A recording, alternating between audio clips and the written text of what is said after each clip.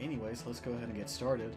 Hey everyone, welcome to episode 3 of the shit, actual you're recording. Androids podcast. Yep, I'm already recording. Okay. I'm Cameron Taren-Ko, and I'm this Dakota, is... Smash 3K. I thought I was going to introduce myself. Excuse you, sir. I was gonna say, and this is, and then you were gonna say your name, but you fucked it up. I can just not talk for the rest of this podcast. Please do, because you have the stories this time.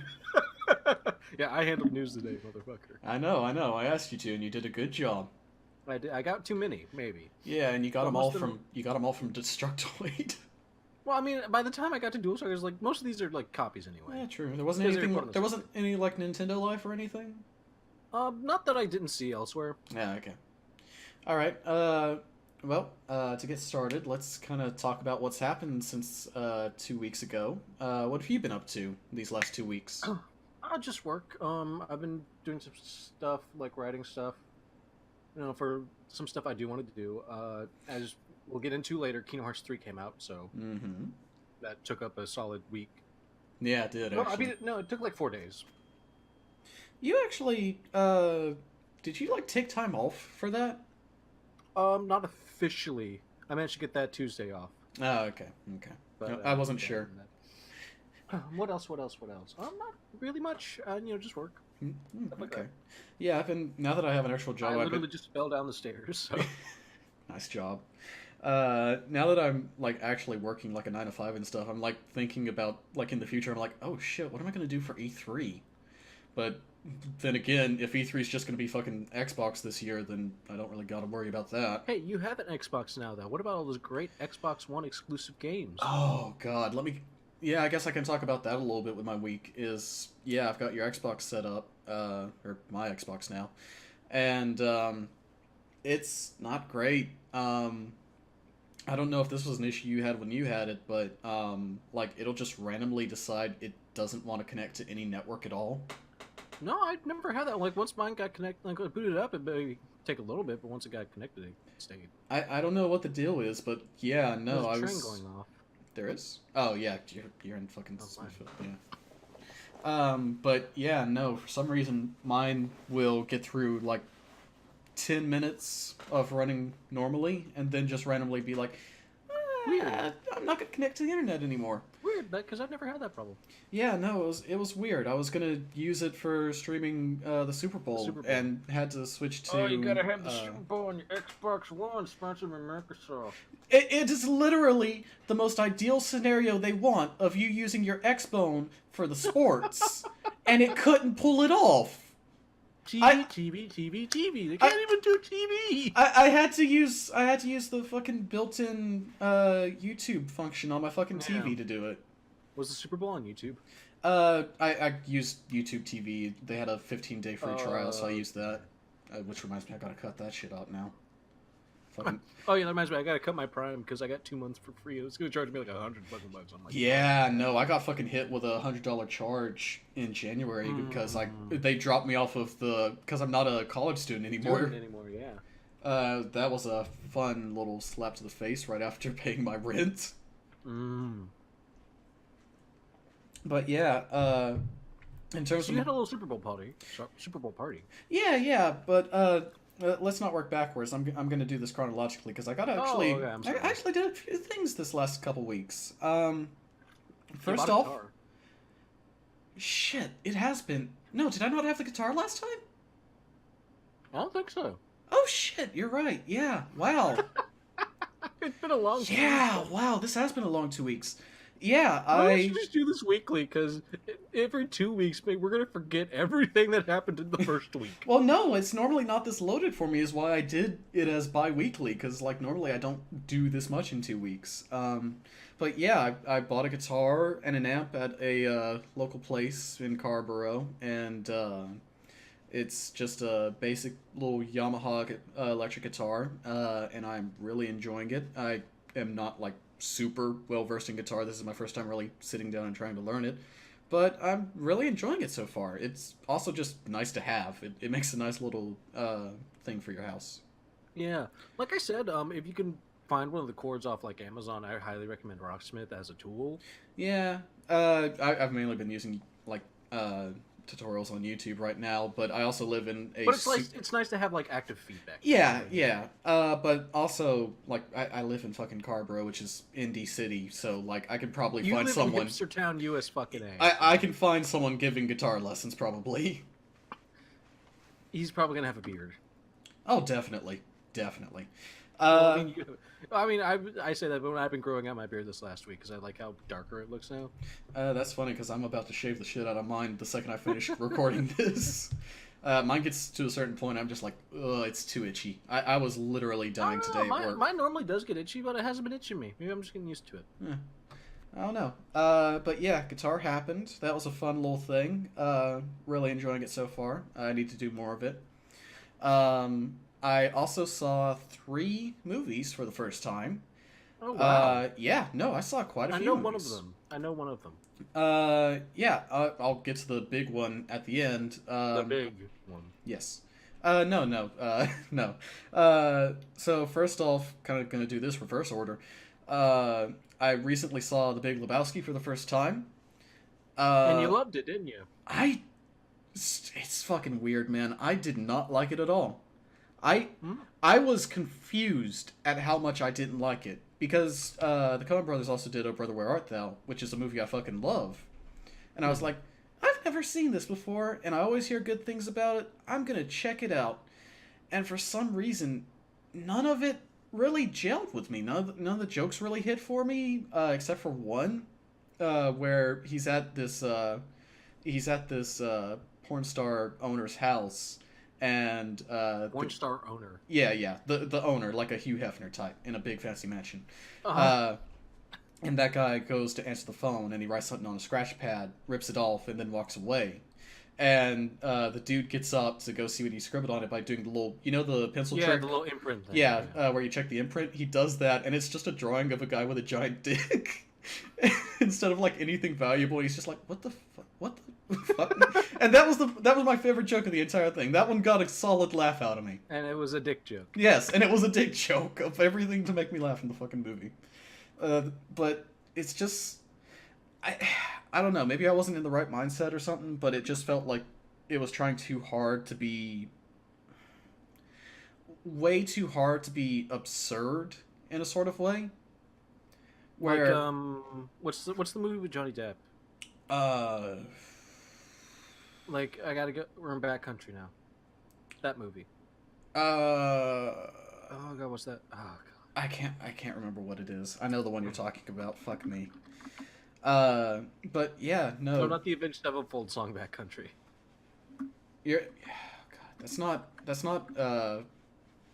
not Changing in whatever, Las Vegas. That's... Fear and Loathing in Las Vegas. Oh, it is Fear and Loathing in Las Vegas. Yeah. I've never actually seen that one either. Me either, but it got, like, stylistically. Yeah.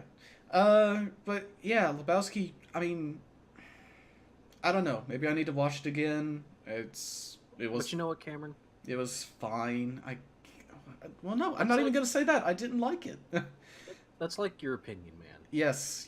That's... I finished, like, the entire time, I was like, I'm going to have to tell people that I hate this, and I'm going to hear the same fucking joke of people going, well, that's just, like, your opinion, man. Yeah, I know. And the entire time, I was just like, I'm gonna hear this from 5 different fucking people. And sure enough, hear it live on the podcast. Yeah. No, I've literally heard it 5 different times. I don't know. I didn't like it, but yeah. Moving on to something I did like. I finally sat down and watched John Wick 2. Which, yeah, that was... God, this has been a while. Yeah. So I'm not going to go into a whole lot of details because I know you haven't seen it yet. But I do want to see it because we watched the first John Wick together. Yeah, we did. That was a fun movie night because, oh boy, yeah, that's a good ass movie. Yeah, if you want to see some good ass murder, watch John Wick 1. It's so fucking good. And as much as my dad loves that pretty mediocre Jack Reacher movie that's on all the time on TV. Oh yeah, Tom Cruise. Yeah. As much as he likes that, I'm surprised that he was... Because he apparently saw it on his own. It was kind of lukewarm on it, but I fucking loved it. John Wick 2 is also super, super good. I won't say it's as good as the first one, because the first one just kind of stands on its own. This one is definitely leading up to something. You know, that sort of deal, where it's a trilogy type deal, and the second one's always Yeah, going to have the that first sort of where thing. the first one is like standalone, but the second one builds to the third one. Yeah, it's the same thing that happens with Pirates of the Caribbean 1 versus 2 and 3. Like one's able to stand on its own type deal, you know? And then 2 barely exists because it's just a part of 3. Yeah, no, that it's nowhere near as bad as that. Of course. With this, in fact, it's really fucking good. And like I said, I won't go into too much details, but I will say at the end there is a fucking scene that is it is the heaviest establishment of a power level I've ever fucking seen. it Like it the scouter's on and it just broke.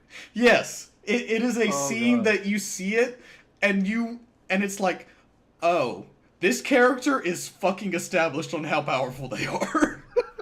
Like, Cameron, I gotta ask one question. Is there any scene that is as aesthetic for the both of us as the nightclub scene in the first one? there's a couple. There are a couple. Oh, okay. It's not as aesthetic for me personally, as the nightclub scene in the first one. Because that nightclub scene was fucking But beautiful.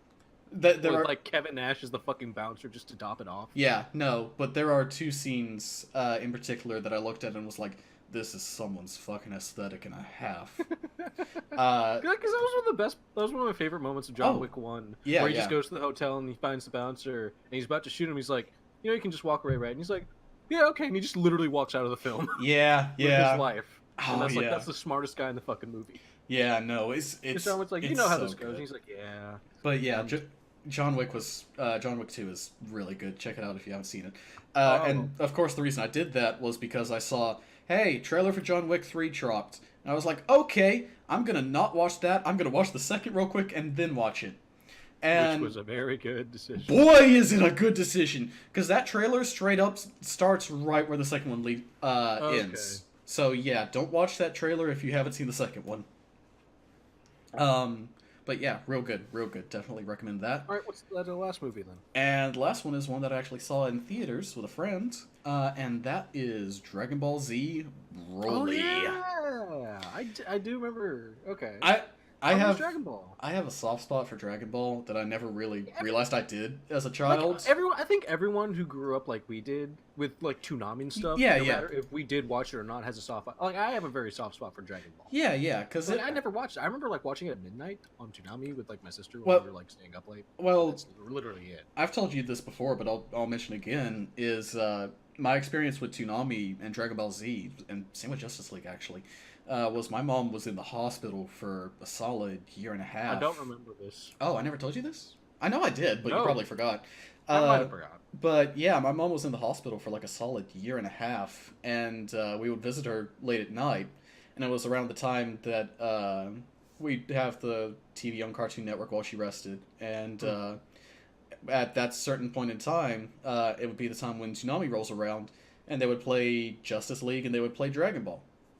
And So like early 2000s. yeah. And I was never like actively watching it. I was just kind of sort of watching it type of deal. But it was there. It was there.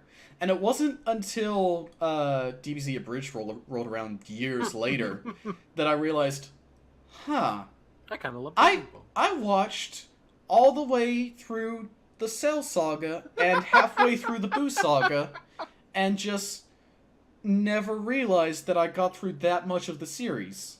Like I Like, can tell you where I watched literally everything except like the last 2 episodes of the Boo Saga. like most of my Dragon Ball knowledge comes from, you know, one of those things where like a family member gets you a Christmas gift and it's like a thing you might be interested in, so they just get it for you. Yeah, it's called Star Wars. No, but the year I got my Game Boy Advance SP, my grandmother bought me Dragon Ball Z Oh. Supersonic Warriors. Yeah, I remember you It's playing one of those that on things the. where I remember it was you like, playing that. No, it's like one of those things where I'm not really into Dragon Ball, but this is like, but it was a great game and I loved it, and that's how I learned most of the Dragon Ball story was through that game. And I love that game. It's great. Was that game an Roxas game? Good question. I want to say that it was. It was I on want to the say. GBA. I want to say Arxis used I to wanna do those say- GBA Dragon Ball games. You're correct. It was Band Presto and Arxis. Yeah, it was cool. But anyways, on to Broly. Yeah, tell me about Broly. So you and I both know in our server we had 3 different fucking people go, "Yo, Yelling this about this the Broly Broly movie though. This Broly movie though." And I'm like, it was okay. Cheese and Flaw. What was it, Flaw? Cheese, Flaw, and Duel. And Duel. Okay. Yeah. I always get Duel and Flock confused because they have 4-letter names. I'm sorry, guys. But if you're hearing this, I'm sorry. yeah. But yeah, no, I wasn't really expecting much. I was like, it's a Dragon Ball movie. It'll be a fun. It'll be a fun hour. little like hour thing. Side note: the movie's an hour and a half, which surprised me. Get out. Yeah. We go to see a 5 o'clock showing of it, or 4 o'clock showing. We go to see the 4 o'clock showing, and pull up and go to order our tickets, and it's fucking sold out. And we're like, oh. So right then and there, we order the 5 o'clock tickets and just kind of wait around and kill time because it's like at a mall type area. And yeah, we walk back. We got our tickets and head in. And as we're heading in, we look, and there is a line like 30 feet out of people going to see this fucking movie. It was a packed line for the tickets. Yeah. It was a packed theater for a second show in a row. And I guess that means it's successful. Oh no, this thing was super fucking successful. Expect Broly too. Yeah, probably. Probably so, actually. There probably will be more Broly. Please let it be called the Broly. Or maybe a fucking Bardock movie. But I want to talk about this movie. Yes. For anyone who has seen the original Broly movie, you'll have several thoughts about original Broly, which is typically, he's kind of cool, he does cool moves, he is one of the blandest villains there's ever been. Do you know what Broly's motivation was? Original Broly? Isn't it something like when they were babies, Goku kept crying? Yes. And that made him mad? Yes. Baby? Yes. It is exactly that. You're the noisiest baby in the world. He doesn't even say that much. Someone else has to explain it to us. His dad has to explain it to us. And it's the fucking worst. It's the absolute worst. But yeah, storyline-wise, the original has just always been just god-awful, and Broly was always an awful character in terms of like character and personality. But he's a cool character. He's a cool bonus character among in the Dragon Ball games. Yeah, he does cool moves. He does the green explosion thingy. Explosion! Yeah. But this movie did Broly fucking right. Okay, they made him a real... Yeah. This movie, before you even see Goku, has like, I want to say like 35 minutes of introduction for fucking Broly. In a 90-minute movie? Yeah. No. Okay. There is... And it's not just about Broly. Like, this thing does some interesting retcons to the Saiyans and stuff. So this is, just to establish, this is in the Super universe. Yeah. Okay. Which is also same canon as Dragon Ball Z. But it does some... Oh, is it? Yes. I can't keep up with Dragon Ball. Yeah, Dragon Ball Z is canon, GT is not, Super is also canon, and leads after the events of Z. What about, Kai? Or is that just Z recon? Kai is just a faster version of Z. Like, it goes through stuff quicker. But the opening of this movie has establishment for Frieza as a child, where it's him meeting the Saiyans for the first time, where his dad is like, this is my son Frieza, he has a bit of a temper, he's gonna be ruling you guys now, and he's like barely even 10 at this point. Nice. And he starts off, hello monkeys, and he's already doing his racist shtick and everything, and it's like, oh, this fucking kid. And it's like, you can see... Fuck this child. And you have King Vegeta, which is Vegeta that we know's father. You can see in his face just this mix of fear and absolute disgust. And it's just like, oh, fuck. And his introduction is, I've brought a present for you. And he introduces the Scouters. Because this is the first time that you see the proper Scouters, and this is like their first version. And he's like, they're very useful for measuring power levels and stuff. For example, when I put this on, I can see that you have 3 snipers trained on me right now in those towers. And everyone just fucking freezes and is like, and he just fucking instantly fucking vaporizes the 3 people in those towers, and it's like, it's like a... Like, you don't need this establishment for Frieza, but it's just nice. It's so good, because it's... Oh, it's so satisfying to see this fucking evil motherfucker every time. He's the fucking best. And we get through that. We get to the establishment of, hey, Broly, what's the fuck the deal with this baby? Because the establishment is actually, Broly belongs to a commoner. His dad is a commoner, but Broly, because of his power level as a child, gets put in the same room as Prince Vegeta as a child and all that stuff. And King Vegeta's like, what the fuck is this commoner baby doing in this fucking room? Get him the fuck out of here. Child in here. Yeah, no, literally, what the fuck with this fucking baby? He's fucking commoner, get him the fuck out of here. And they're like, his power level is, like, stupid. Like, we can barely get readings off of this thing because it's so fucking insane already. And he's like, shut the fuck up. What? And then he takes a look and he's like, oh. Ah, shit. Oh. Okay. And it's like, alright, we're gonna... Yeah, we gotta toss him. That's a problem. Just down the river. In the bag. No, shoot him into space. Onto a random, like, uninhabited planet. Superman that hoe. Yeah, no, we'll get to that, actually. No, before you get to Superman, we'll get to Superman. Because there's some Superman in this fucking movie. Did Goku do a Christ air in space? No, but Goku is Superman now. Does that mean Goku is Jesus? No. No. But, you get this... But yeah, they shoot him into fucking space because King Vegeta's like, yeah, this baby's got an absurd power level. He's gonna go fucking insane later on because of this. He's not gonna be able to... for the spooky streams. No, he's not gonna be able to properly handle this. And the dad is like, fuck off with that shit, steals a ship, and chases after him and ends up crashing and raising him for the next 20 years before getting picked up. Who's raising him? His dad. Oh, okay. His dad chases after the pod, crashes on the same planet as him, and ends up raising him for 20 years. But yeah, then you just kind of fast forward. Well, actually, no, before that, they tie in a whole lot of Bardock stuff. And the Bardock establishment has him way more grounded as a character. Where you know the destruction of the Saiyan planet is done by Frieza, and he tricks them to all coming there and then blowing them all up, right? Mm-hmm. Yeah. They do it where it's not something where, like, because it used to be Bardock gets a stupid vision of it happening, and that's how he knows about the betrayal and tries to fight back. They fucking retcon that, where it's now Bardock is a fucking war vet at this point. And he's like, I don't fucking trust Frieza as far as I can throw him. Why is he having everyone come to the planet when he could just phone us in? What's going on here? Why is he not on the planet either? Why is he in his ship? Something's not fucking right. I'm gonna grab Goku, put him in a pod, and send him off. And it's just like this very touching scene of him being like, I've done a lot of bad shit in my life.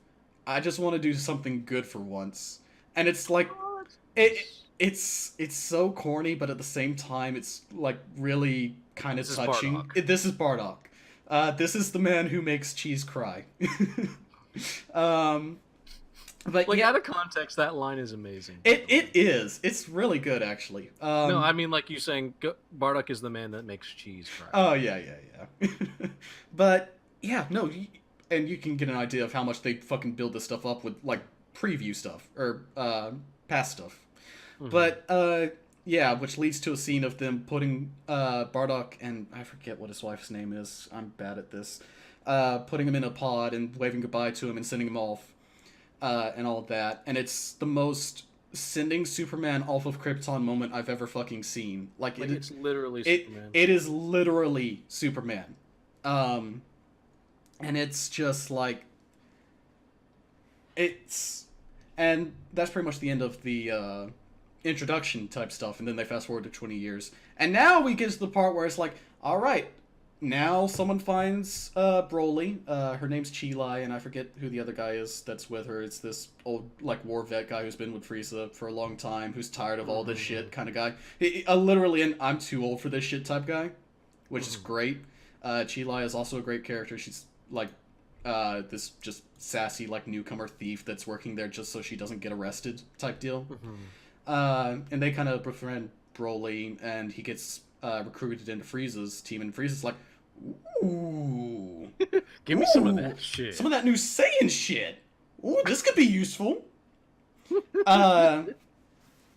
And he's heading to Earth to grab Dragon Balls for a reason I will not spoil, because it's the fucking best, and the entire audience lost their shit at it. It is one of the best established jokes I've seen. It's so fucking great. There's actually a lot of really good humor in this movie. Is it that he wants to go back in time to shut up Goku? No, it's fucking perfect. It is so good. I won't spoil it. But yeah, then you get to at this point, it's like, all right, we've got our establishment. We know who these characters are, and there's a lot of actually like development to who Broly is in his interactions with Chi-Lai, as well. Where it's like, oh, Broly's like an actual character, and his dad is the absolute worst. What? Yeah, yeah. Surprise, surprise. No, yeah. Broly's an actual fucking character in this one. Like he's this. They're going for like this sort of gentle giant type of thing with him, where it's like he's just being forced to do bad sort of deal. Like his father puts a fucking shock collar on him to keep in line type thing. But yeah, then you get to the actual like fucking fight scenes and stuff, and I can't really say much about that besides punch. Dragon Ball fight scene. Punch. Yeah, good. Fuck yes. They do some fun mix-ups with it. It's fucking rad as shit. There's some real good scenes, and like I said, some real good jokes. I'm kind of talking in circles here, but it's the best Dragon Ball movie. Okay. Easily. It is easily the best Dragon Ball movie. This was a good one because they haven't really released them in theaters much. In America, at least.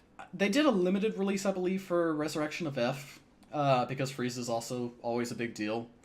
But yeah, nothing got as big of a deal as this one did. But apparently for good reason, as you're saying. Yeah, no, this was fucking great. The animation was fucking top notch. 3D was very limited in its usage, but mainly used for like rotoscoping for certain scenes. Yeah. Which I think the models they used for it might have been the fucking fighters models. I mean, those are fantastic models. So I honestly wouldn't be surprised if they did. But Roxas puts the work in. Yeah, they do. But yeah, overall, it's just great. If you can, do check it out. It is an absolute blast. If you are a fan of Dragon Ball in any way, go check it out. You don't like if you're like at a 50% capacity. If you haven't watched any of Super, don't worry about it.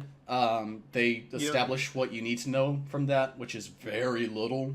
As long as you have a basic knowledge of Dragon Ball. Yeah. You're gonna be perfectly fine. And everything that it does for retconning in this movie is fucking perfect, in my opinion. Like, for the better. Yes, way for the better. Everything to do with how Saiyans work and stuff like that, and why Broly is so strong, why his number is so big, actually makes sense. Big number go up hard. There's an actual reason for it, actually. Okay. There's an actual reason. It's not the best reason, but it is a reason, and it's like, that's pretty good.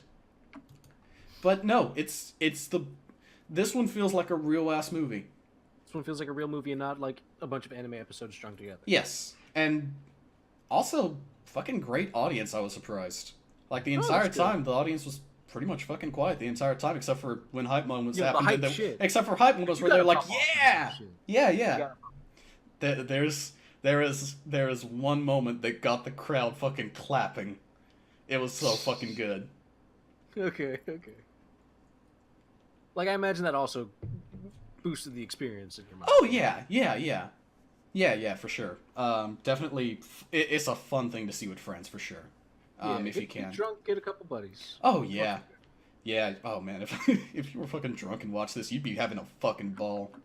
Oh, yeah. Oh, is it like one of those things? No. It's fun on its own. It's just... No, I mean, like the idea... one of those things where I'll be like, yeah, but whenever drunk, I'm like, yeah. Yeah. Like, if we were drunk watching John Wick, we would fucking... Oh, God. Shit. Yeah.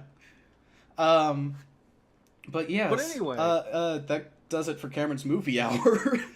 Yeah, because that took a while. Yeah, it did. I'm sorry. Aside from that, I think that makes up for my lack of week. Yeah. I had a Super Bowl party yesterday. Just had a couple friends over. Nothing too major. Maybe a girl over. Huh? Nothing. What? As a maybe a girl over. Evan brought his girlfriend. My friend who was. I mean, like, you know what I mean. Yeah. I actually was. We don't have to go into specifics. I was gonna have a friend over actually, but she had to cancel. Oh. Yeah. It was her birthday, so I was like, yeah, that's fine. Yeah, okay. Yeah, exactly. Her mom came to visit. I was like, yeah, you're good. Yeah, like, no. Yeah. Yeah, no, I'm not gonna argue with that. It's her birthday. Let her be. Yeah, exactly. And it was her fucking 21st, so yeah. Drink it, bro. Yeah. And honestly, that was a fucking good move on her part, because holy shit, this is the worst Super Bowl it's ever been. That's what I've heard. It's the fucking worst. My friends brought over a fucking whole case of beer, and those two fucking drank. They opened 2 bottles. It was that low energy Between them. Entire time. Between them was 2 bottles. So each had one bottle each, because it was that low fucking energy. But you know what wasn't low energy? What? There were some trailers that came out during the Yes, there were. We will get to those. I'm not going to talk Oh. about those, but I will mention the halftime show. Do you not want to talk about those right now? We can right after this. I just want to Okay. finish talking about the party overall. Okay.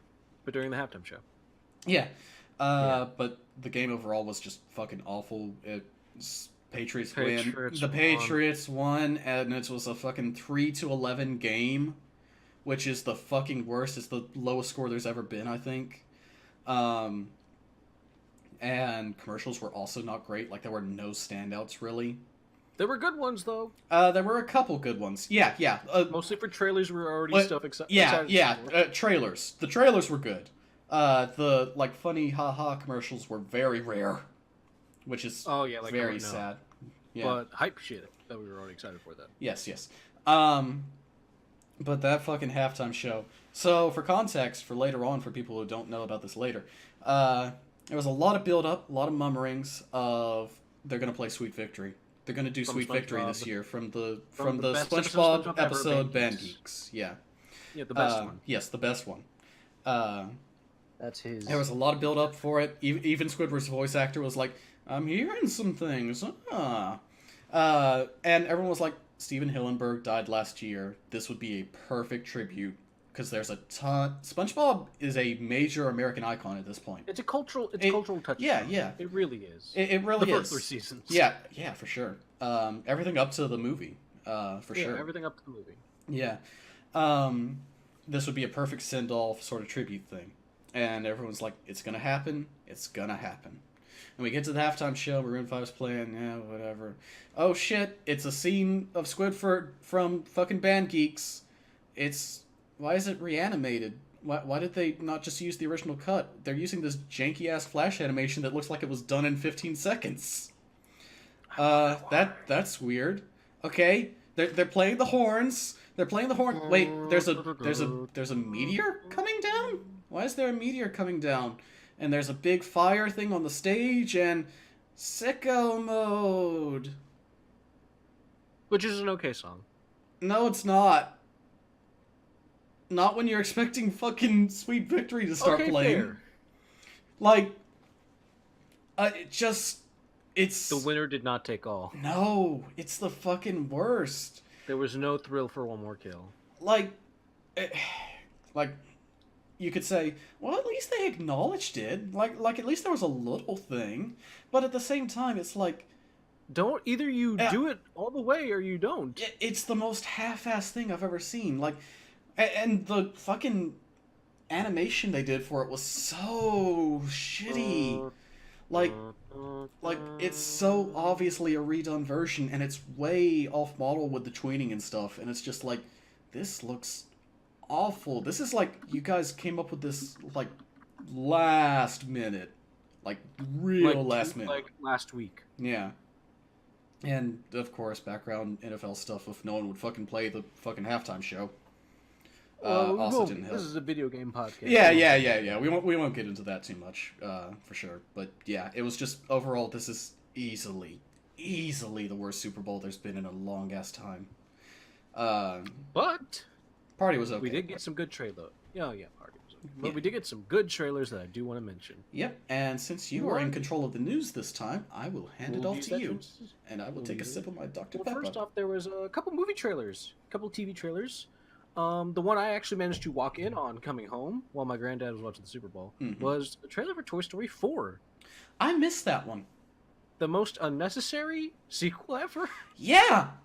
Because the way Toy Story 3 ends It is the most solid so conclusion to perfect. anything ever. It's so perfect. And now, like, did you watch the trailer at all? I have not actually seen the trailer. Basically, what it looks like is, like, Buzz gets caught in like a carnival, and he's like the top prize at a thing. Okay. And so basically, and it's like they're stuck at a carnival or something, or theme park, Right. what have you. That's literally it, because this is the first time we've seen Toy Story 4. Right. The point is, Toy Story 3 is like a solid, amazingly solid trilogy. I don't think we needed a 4, but Pixar wanted a 4 for the Sweet Hey, March. I got a question for you. Yeah, sure. You watched Toy Story 3 for the first time, and you get through the opening bit of it, and one of the first things that immediately hits you in that fucking movie is, oh yeah, at some point Bo Peep is fucking gone.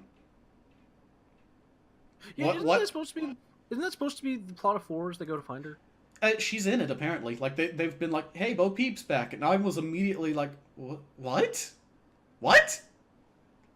Because, like, one of the strongest hitting things in the transition from 2 to 3 is the thing of, yeah, we've lost a few people, including Bo, and it's like, It was like really self-interest. fuck, really? Like, Kind of. Yeah, she always was kind of his love interest. Okay, I thought you were saying really to that. No. I was saying really to, like, when you first watched Toy Story 3, of just like, fuck, she's gone. Because Toy Story 3 is all about, like, the reality of everything. Toy Story 3 is about accepting the end. Just the image of them just holding hands going towards the furnace is just fucking... God, that's haunting. Yeah, it is. Just them, like, just looking at each other and just kind of silently nodding and holding hands as they descend into the depths. Toy Story 1 is about accepting that sometimes things are going to change and you're not always going to be the top dog, but you can still have fun. Toy Story 2 is about things are going to change. You can't always live in the past, though. You just got to be able to accept the end. You gotta learn. Yeah, Toy Story 3 is about the end is here, it's time to accept it. It's like the 5 stages of grief. It really kind of is. So, And then Toy Story 4 is about all that sweet merch money we made. yeah. It's what it seems like. I'm willing to give it a chance. All I've seen is the first introduction trailer of the spork freaking out, which I'm actually interested to see how that goes, because it's apparently... have you seen that? No, I haven't seen it. The first little trailer thing they did had this little spork that has googly eyes on it, and pincushion arms, or whatever those things are. And it just, like, gains sentience? And it gains sentience and is immediately like, I'm not a toy, what the fuck is going on? Oh my god, that's amazing. It's both amazing and terrifying, and I'm just like, horrifying. oh no. Like, if Toy Story 4 goes, like, super meta into, like, what exactly constitutes a toy, Yeah. that's gonna be great. Yeah, like, if they go that route, then I'm all for it, because that sounds great. But at the same time, I'm just kind of like, did you need a full-on sequel? You could, because, like, in between, after 3, they did a bunch of, like, Yeah, shorts. they had some shorts. Which were fine. Yeah, there's nothing wrong with, like, little mini things, but Yeah. it feels a bit odd to revisit these characters. Yeah. I'll probably Just make sure you are recording, right? Yes, I am recording. I'm not. I have, like, triple-checked this. Okay, because I'm not. I was just wanting to make sure, like, an hour into this. Yeah, no, I've got the recording thing on. We're at 41 minutes. But 2 more Super Bowl ads were CBS's new Twilight Zone, Which is my fucking highlight. which is headed by Jordan Peele. Dude, I am so fucking excited for that. If you asked me, like, I'm 5 years so ago, excited for that. If you asked me 5 years ago, like, hey, Jordan Peele from Key and Peele is gonna head up New Twilight Zone, I'd been like, What? I would have been like, and what- then Get what? Out came out, Yeah, yeah. and be like, okay. Which it's like Get Out is like a Twilight Zone episode It really is. I am so with the twist and everything. yeah, yeah. God, I'm so fucking excited for this series. I am Like so fucking excited for this series. like that's okay. That proves it. Also, But that's not the one I'm most excited for. I'll be honest. also, it's coming out on April Fool's Day. Yes, so that's good. And like, if you haven't seen the trailer, it's this cool thing of like, it kind of, fake interrupts the Super Bowl. Like, Yeah, showing, yeah, yeah. It's like and it CBS interrupts, lost signal and stuff. and then it cuts to like Jordan Peele and like the empty stadium. What's the stadium? The fucking Progressive Mercedes-Benz Stadium. Mercedes-Benz Stadium. Yeah. And he's just like talking about like what actually is reality, and he steps through like a freestanding door. Yeah, the freestanding white door from disappears. the introduction. And of course, and like the way he like that clip alone convinced me because he did it really well. Yes, the he way did. was, like talking. Have they said if he's going to be writing the episodes? I don't think he's writing most of them. I know he's executive producing and hosting. He'll probably have a hand in it. Of course he'll have his fingers in there. Yeah, for sure. But that looked really good. But what I'm most excited for, what I was most excited to see, was Guillermo del Toro's Scary Stories to Tell in the Dark. So my thing was I saw the preview image of the Scarecrow, for Scary Yes. Things to Tell in the Dark. Which is Harold the Scarecrow, which is one of my favorite stories. Yeah, probably. yeah. That's one that that looks great. Yeah, that's one that I've even read, and I was like, oh shit, that looks really good. That'll probably be pretty okay. And it wasn't until later I was like, where I saw, oh yeah, by the way, Guillermo del Toro's doing this, and I was like, oh, okay. Like, have you seen what's that movie he did? With Pan's Labyrinth. No. After that, it wasn't a great one. It was one of the more recent ones. I went to go see it at a day. Black. Are you talking about Fishfucker? No, not Fishfucker. Before Fishfucker. Yeah. It was like the Peak. Crimson Peak. That's it. Oh, no, I haven't seen that. It's okay. Okay. But like the strongest point is the design. Guillermo's design. I have fucking things. Guillermo's fucking art book. Like if there's one thing Guillermo del Toro can do, it's make fucking weird ass shit. Yeah, no. And if there's one thing people remember from Scary Stories to Tell in the Dark, it's the illustrations of weird ass shit. Yeah. Guillermo's fucking art book is the most, like, I have it in my house, and I sometimes worry that like nightmares are gonna come out of it. Like it's like it was not meant for human eye. But there were 3 mini trailers sort of showing off the Spot. Yeah. Which is the one where spiders grow in the girl's cheek. Yeah, I hate that. Oh god, that one's terrifying. I fucking hate that. There was the Jangly Man, which I don't remember. Jangly Man. Oh fuck, I didn't see that one, but that name sounds really fucking familiar to me. Oh no, there was 4 because there was one also for the Who's Got My Big Toe. Oh yeah. And then my personal favorite was the one with the pale lady. Yeah. Who looks exactly like she does in the book, and that's good because that fucking lady, even though she's actually a helpful spirit in the story, she looks fucking horrifying. Yeah, because she's actually helpful. Because in the original story, this woman is buying this apartment, and the realtor is like trying to sell her, and then the realtor walks down this creep. No. Okay, it's this lady has a dream before she goes to see the house, and there's this creepy pale lady like telling her in her sleep, it's like, you need to get out of here. This place is like evil. And she wakes up and goes to see this house for apartment. Yeah. And the realtor walks out. The lady walks in, and the woman buying the house just runs the fuck out. And that's the story. Yeah. So she's not evil, but like her design is creep as fuck. Oh yeah. If anyone's gonna be able to get that imagery down, it's gonna be Guillermo. It's fucking Guillermo del Toro. Yeah. Who now has Hollywood clout because of Shape of Water. Yeah. And Pan's Labyrinth.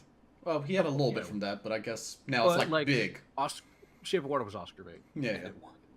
But it's gonna be like a sort of anthology where like these kids find this book and the shit starts happening. Yeah.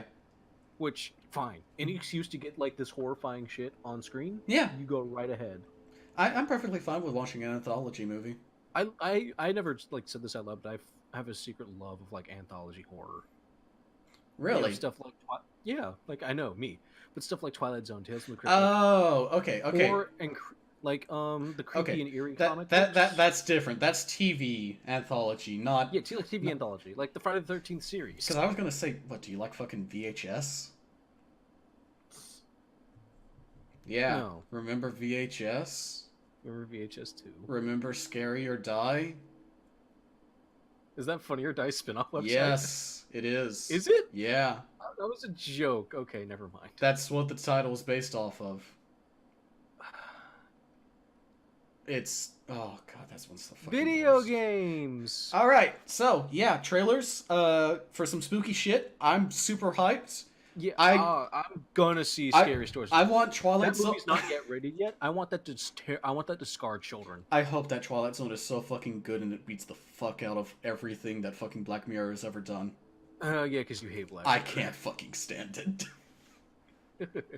I want this to be so fucking good. Okay, but let's remind the people this is primarily a video game based podcast. Right.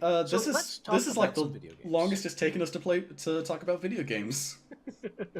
So we're gonna be going back a couple weeks. Yes. But going back, something we can talk about every time. Oh boy. Is Fallout 76. It never ends. Between like retailers trying to give away copies. So you'll recall last podcast that I talked about Fallout 76 in kind of this sad tone of like, this is just sad at this point. I've now reached the point where it's wrapped back around and it's fucking hilarious again. It's always been hilarious. What are you talking about? There's a certain point where you're just like, really? This is you just have to give up and start sad. laughing at it. But then there's a point where like it stops being sad. Okay, no, it doesn't stop being sad. That's when it gets funny. It reaches a sad paradox where it inverts itself into being fucking hilarious. It's like being a dead horse and then you use a steamroller to run over the horse. It's like, that's funny. But anything from like European retailers begging people to take copies of the game. Yep. And amidst all this, Bethesda's like, it's not going free to play. Even though we literally have too many copies that we can't sell, it's not going free to play. Yeah, apparently the deal with the Australian EB Games not selling it was just that apparently like the cost to keep it on the shelves was outweighing the actual like profit they got from it. So they were just like, we're not putting this on the shelf. Fuck it. Yeah. Which is fucking pathetic. That's fucking... And then like the new patch, which like apparently only ever introduced more bugs. No. You're wrong about this. Oh, okay. So, this patch came out a couple days ago to fix a couple things, and it did, but it reintroduced bugs that had previously been patched. So what this means is that while they were patching stuff, no one bothered to check the build number they were working on, and brought back all the shit they had previously fixed. Like, so now... they didn't glance in the corner to check the build number. Nope. No one bothered to look. And I gotta say, as a developer, that's a hard fucking thing to do! It's like, we're on patch 1.2. I look over and I see 1.1. I realize, well, that's probably a little wrong. Yeah. Like, you could talk internal builds, maybe, no. No, you can't. Someone at your fucking company has to realize this at some point. Like, you should have at least one person whose job it is to make sure that we're building the correct build. Just to look. I can't think of a way that this could possibly happen. Well, there's only one thing worse than fucking up your game when it's released. And what's that? Fucking up your game so bad that Nintendo takes it away from you. What's this? Well, as many people have been waiting with bated breath, Metroid Prime 4 was announced. Oh, right. A while ago. Exactly. Shit, Metroid this Prime has 4 been a was while. announced at, like, last year's it was announced 2018, right? Because that was the same year they did all the Smash stuff. Yeah. But Metroid Prime 4 was announced 2018, and for the entire rest of the time, we've heard nothing. Yeah. Literally nothing. Turns out there's a good reason for that. Yeah. Well, it was kind of leaked that it might have been Bandai Namco helping out because they did Smash stuff. Right. But apparently, whatever developer it was, whether it was Bandai Namco, whether it was whoever, was apparently fucking up so bad that Nintendo has officially announced that via a video apologizing for the lack of updates has officially pulled the game from whoever was developing it and is now fully collaborating with Metroid Prime's original developers, Retro Studios. Apparently it was I heard it was like split between like several developers around the world or something like that. One of those type of deals, like a Ubisoft type deal. Yeah, like one of those. Like I heard it was like Bangkok, Bandai Namco or something. But no matter what, doesn't matter. because Nintendo's like, fuck that. They're just completely pushing the button, restarting everything with retro. Yep. Which, honestly, good. Probably should have been given to them in the first place. From the start. Exactly. I Because, have you ever played the original Metroid Prime trilogy? It's on my fucking list. I can give you the disc. You need to. Those games are fucking fantastic. Especially the first one. They had a if you only need to play one, just play the first They had a re-release on the Wii, right? Yeah, I have the disc if you want it. Yeah, I'll take the disc and then emulate it. Because that disc is fucking, like, expensive. Actually, it was re-released on Wii U. Oh, was it? They have a digital version on Wii U for like $20. Yeah, that's a great deal. And it actually runs better on the Wii. Oh, okay. So. Well, that's not a surprise. Well, yeah, but... So, now, what Nintendo has just completely said, fuck it. We're restarting with Retro, who... Honestly, we still don't know what they were going to do after Tropical Freeze came out. Yeah. Yeah! Because it's obvious they weren't working on this, but now they are, so... Yeah. Either what they already had working was either literally nothing and they were just sitting on their asses, or they were just... Or it's been pushed aside. It was probably one of those deals where they were testing, like, a bunch of different concepts. Yeah, they were and things just doing, like a bunch of, like, internal game jams or something. Yeah. But either way, this is probably only going to be a good thing, because if Metroid Prime 4 came out by this, like, dev and it was shit, it would have tainted Metroid again. Yeah. It might have been another other. This is the closest you're going to get to the original developers of the Prime trilogy working on it. Not all of the original teams there, but you've got people that were trained by that original team. A lot of the good people. Yes. And I'm just going to continue on this little Nintendo tangent since we have quite a few stories, actually. Right. As some of you probably have touched already, Piranha Plant just came out in Smash Brothers out of nowhere. Yes, it did. Along with patch 2.0. Which, thank God, nerfed K. Rool. It really didn't, I'll be honest. Like, it gave some minor nerfs, but nothing that was absurd. Inkling got a little bit of nerfing, but... Inkling got a little bit of nerf. Inkling got a very small nerf to side B, in terms of... well, actually... I think Barry got nerfed overall. Because, like, overall, like, early percent burying got really Yes, I was just about to say that the burying mechanic overall was changed, where if you're, like, at 0%, then you do not stay buried for long at all. I think they said that after 100%, it's back to what it was, like, before patch. Yeah. Like they've just kind of altered, like, the timing on it, is all. Yeah, which, okay. Yeah. But Piranha Plant's out. If you did the thing where you redeemed your gold points or you just bought it digitally, you probably already have him. Yep. If you don't, he's available right now for $5, which, you know, not bad. Not bad at all. Oh, is it only $5? Still no word. Yeah, only $5. Oh, that's not bad at all. Yeah, for, like, a full fighting game. I've been playing him a lot. He's really fun. I like it. Cameron, I know it's not your cup of tea, but just a quick thing. Still no word on Joker, though. I honestly thought they would do, like, an announcement showing off, Piranha Plant and Joker. But no, they just totally stealth dropped him. Out of nowhere. Yeah. We'll probably see... I feel like we'll get a direct in, like, the next couple of weeks or so. It feels like about that time. Well, speaking of directs, they had a little mini indie direct. Oh, they did? Yeah, they had a little indie direct. Remember, this is where stuff was shown off, like Wargroove. Oh, yeah. Also, speaking of Wargroove, that came out. I need to buy it. I'm glad to see it's getting, like, 8s and 9s, because I was so excited for that game. After, like, Tiny Heroes came out, and I was, like, bombed hard because it's kind of sucked. After seeing Wargroove, the one I was really excited for, come out and do good and be good, oh, yeah. All right. Hell yeah. But one of the things that I'm really interested in announced at that indie direct was SteamWorld Quest, which is an art. Are you familiar with the SteamWorld series? I am. Sort of. It's a great little series, which includes SteamWorld Dig, which is like a sort of like 2D Terraria sort of RPG sort of thing. Yeah. It's really short. If you find it for $5, definitely get it. It's really fun. There was SteamWorld Heist, which is like a strategy RPG, which is really fun. It had the... It's really good. That's the one that had the characters from Steam Powered Giraffe in it, right? Yeah, that's the one with Steam Powered Giraffe in it, doing the soundtrack. Yeah. Oh, they did soundtrack? Yeah, they did. They have a couple songs in there. Oh, I thought it was just their characters were in it. No, they have a couple... There's like a bar, like, sort of hub level, and they're performing there, and they played their actual songs. Wow. Yeah, it's pretty okay. neat. That's neat. But, yeah, SteamWorld Quest is this full RPG, card-based RPG. It looks really beautiful. Like, this looks like Vanillaware level art. Oh, wow.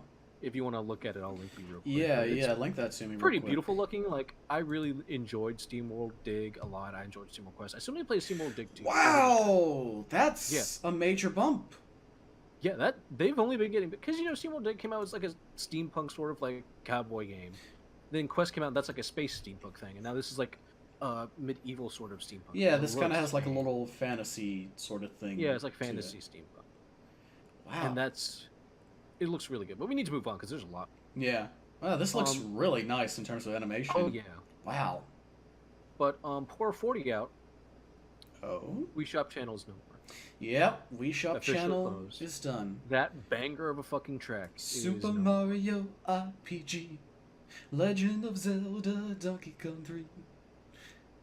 I can't remember the rest of that song. You know the thing I'm talking about, right?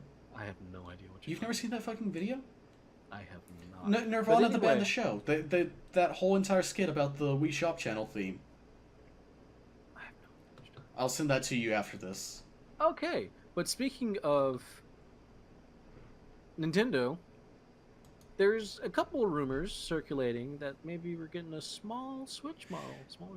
Yeah, I'm not sure what to say about that because Nintendo has very adamantly these last couple months been denying it. Like, we're not making another version of the Switch anytime soon. Not anytime soon. We're not working on a successor either.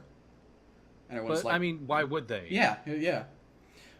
With that said, a alternate version of the Switch that's a little bit tinier. Tighter. No.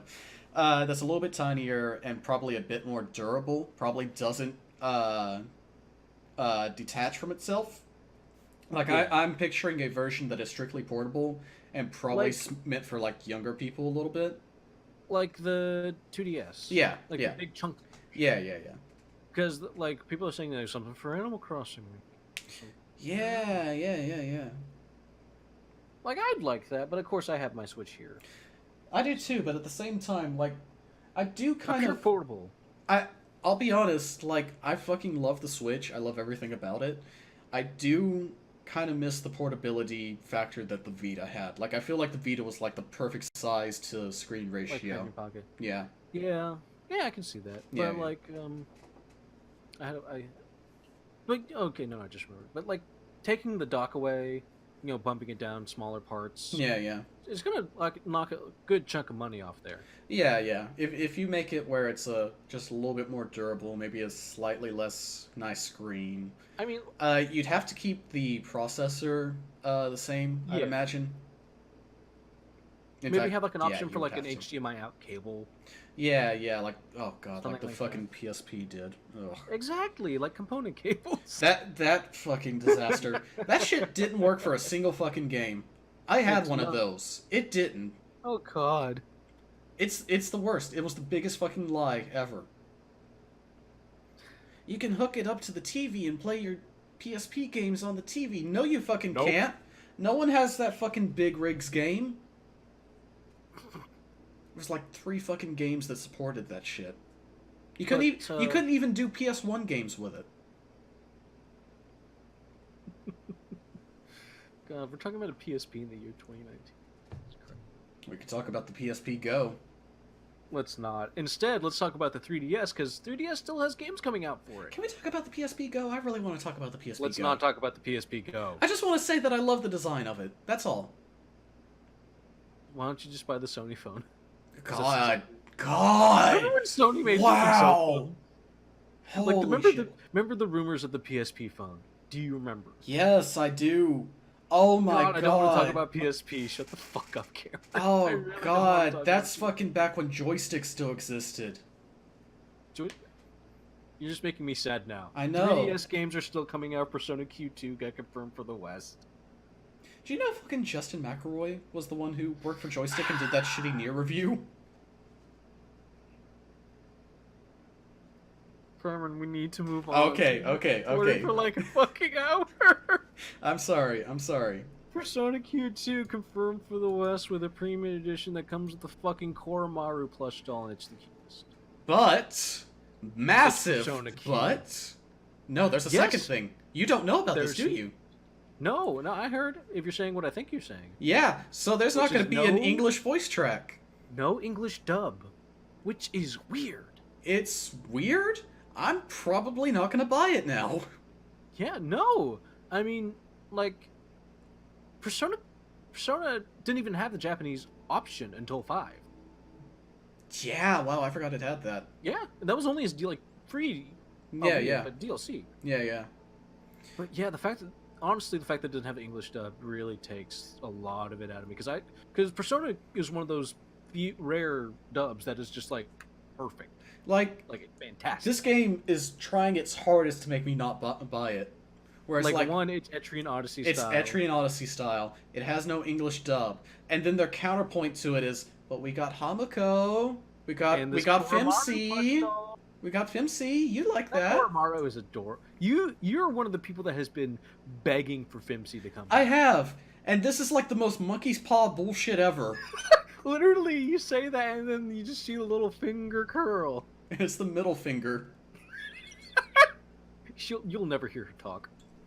Wasn't it like Fuck Laura me, Bailey? you're right, yeah. Wasn't it like Laura Bailey originally? Just did like the grunts and stuff? I don't know. That was before I even knew what a voice actor fucking was. Okay, well, anyway, that sucks. Yeah, it really does. What else sucks is getting your fucking PS4 Pro pre-order canceled. Yeah! Oh, you take over this one. So, as some of you might have guessed, I'm a big Kingdom Hearts fan. Mm-hmm. I really wanted to get the really nice Kingdom Hearts PS4 Pro that was originally only in Japan, but came exclusively out in America via GameStop. Mm-hmm. Except that due to accidentally overselling pre-orders on that, they just went and without any sort of warning emailed out to like thousands of people saying that yeah, that PS4 Pro that you pre-ordered and you paid in full, you getting it. Here's a $20 credit. No, it's not even credit. What? It's a gift coupon, as in you have to spend $25 in order to use it. Oh! That's... Oh my god, GameStop's the fucking worst. GameStop is going out of business. And it's shit like this that will make no one miss them. This sounds like grounds for a fucking class action. It very well could be. We'll see later. That really sounds like grounds for a fucking class action lawsuit. Like, literally to the fault of none of the customers.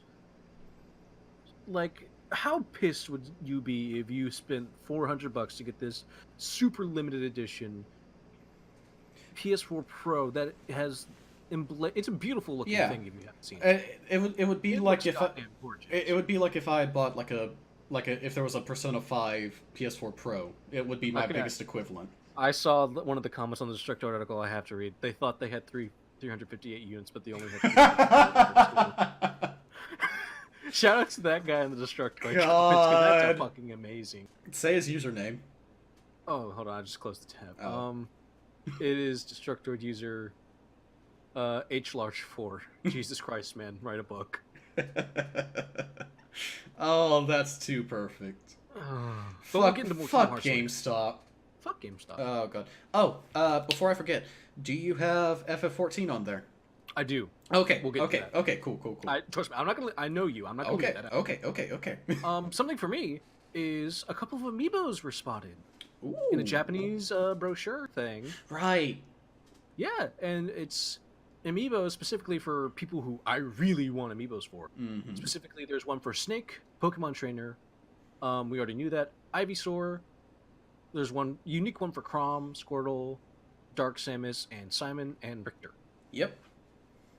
There's also, actually no, I don't see it in this article, but I think I heard something about Leaf getting one. I don't think that. That was me saying I wanted Leaf to get one. Oh, okay, that was okay. Yeah, that was just me going, man. I hope there's a Leaf later on. Maybe like a player 2 variant, like they did for Cloud. Yeah, because it wouldn't be the first time they've done it. I think it's nice. If this is true, I mean, they would give Ivysaur and Squirtle unique ones because Charizard already got. It means that everyone who makes a fucking stand for their amiibos for fucking Smash is gonna have to fucking add another link to it. Just move those jewels. And to give this story credit, people just, slap the renders on and they look nothing like the photo that we see, so that leads some credence to it being real. Yeah, true. But I mostly want a Snake and I want a Richter. Yeah. I'm still waiting for an Ike re-release and K-Roll. Yeah. I mean, Lucina's getting a re-release, and Carol's coming out in a couple weeks. So. Oh shit! It's February. Shit, I gotta Yep. set that up. Yep. I gotta get that pre-ordered in from Best Buy. Yes, you do. But, I'm not letting that slip away. Hey, Cameron, so you love the Broly movie, right? Yes. Man, you're gonna love season 2 of Dragon Ball. Yeah, I am. For the most part. Because they not only announced season 2 is happening, but they announced 4 out of the 6 characters. So everyone keeps saying that. That's actually incorrect because it opens. Okay, so here's how it went. There was a scene. Because first off, they revealed Jiren, and everyone's like, of course, everyone knew Jiren was gonna be. But then they show off Videl, and everyone's like, yeah! And she has a fucking striker that's Great Saiyan Man, and everyone's like, yeah! Yeah! And then they show off pigtail outfit, everyone's like, yeah! Yeah! And then they showed the screen for the season 2, and it has Jiren, Videl, and I believe 1, 2, 3 more slots. No, and 4. I'm looking at it right now. It's 4 slots. And then 6 total.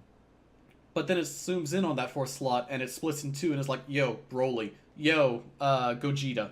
No, it zooms on. No, they weren't. They didn't split. They were already split. Oh, were they? They zoomed in on. Yeah. Oh, I thought it split in the trailer. No. But anyway, since we're getting into that, the characters review we got gameplay of both Jiren and Videl, and they were already released. Yeah, they're out. The next tablet. They're out now. Go play it. And Videl has a secret costume that unlocks her pigtail look, best look, and puts the helmet back on Saiyan Man, who I wish was his own character, but getting him in like this, it's also a really great. I'm perfectly fine with it. And then the 2 characters I wish Videl are coming soon. I wish Videl had Saiyan Man 2 outfit as well. Oh, that'd be great. Yeah. But the 2 other characters are movie Broly, canon Broly, and Super Saiyan God, Super Saiyan Gogeta. Yeah. Both from, riding the back off the Broly movie, which is probably... It's the best way to fucking get sales, because that movie fucking did gangbusters, and that's a way to get everyone to play your second season. Like, hey, you like that movie? We're putting these characters into the new Dragon Ball FighterZ, which is fantastic, because Dragon Ball Z Fighters is fantastic. I need to buy it. Yeah. Speaking of getting hands on fighting games, we have a lot of fight game news, actually, now that I think about it. We'll get to think about what's next. But I don't know if you care, but DOA 6 is eventually going to get a free-to-play core edition. That's why I don't know. Yes. But, like they did this for 5 also, where there's a core edition that comes with 2 characters, and then you can just buy the rest piecemeal if you want, or just, buy the whole game if you want to. Right. But it's going to be like a free-to-play sort of thing, but, this is just a little good. This means it's only going to mean more hands on DOA 6. Yep. I mean, I love the combat of DOA 5, and DOA 6 looks even better. Like, you can customize characters now, put them in, because that's my favorite part of Tekken is just dressing everyone up in little outfits. Yeah. Like, dressing up, playing with Dollhouse Akuma is fantastic. Just give him a fucking shotgun. And I'm a slut for, like, fashion in games, right? Oh, that's the main reason I play Tekken. That's why I play, like a whole bunch of different Senran Kagura games, because I can dress them in cute outfits, and I think dude, I play Senran Kagura for the fashion, for the costume options. I swear. But no, that is legit one of my favorite parts of Senran Kagura. Just dressing up in outfits. Like if I want my girl fucking Yozakura to be rocking this like crop top with some jeans, bro, I can do that. Yeah. I want to be rocking like a kimono, I can do that. And I like DOA 6, like. I saw an outfit in a trailer for, like, Hinoka, one of my favorite girls. Honkers. Exactly. And she was rocking, like, these galaxy yoga pants. And I was like, girl, where the fuck did you get those? And it's in the customized menu. I'm like, shit, son. DOA continues to be a series for you. Like, literally.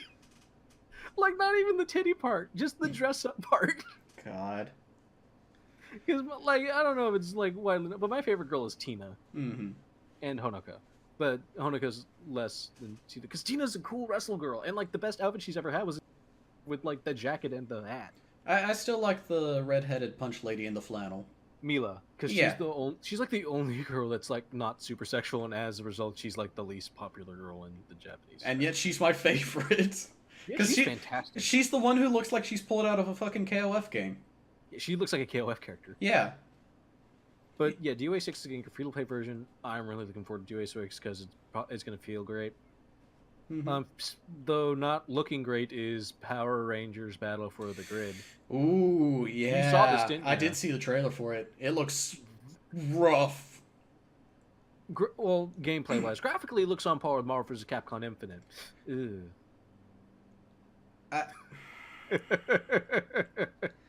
That joke. No, it's not. It's a 3v3 fighter. Infinite looks better. Infinite looks a little bit better, I think.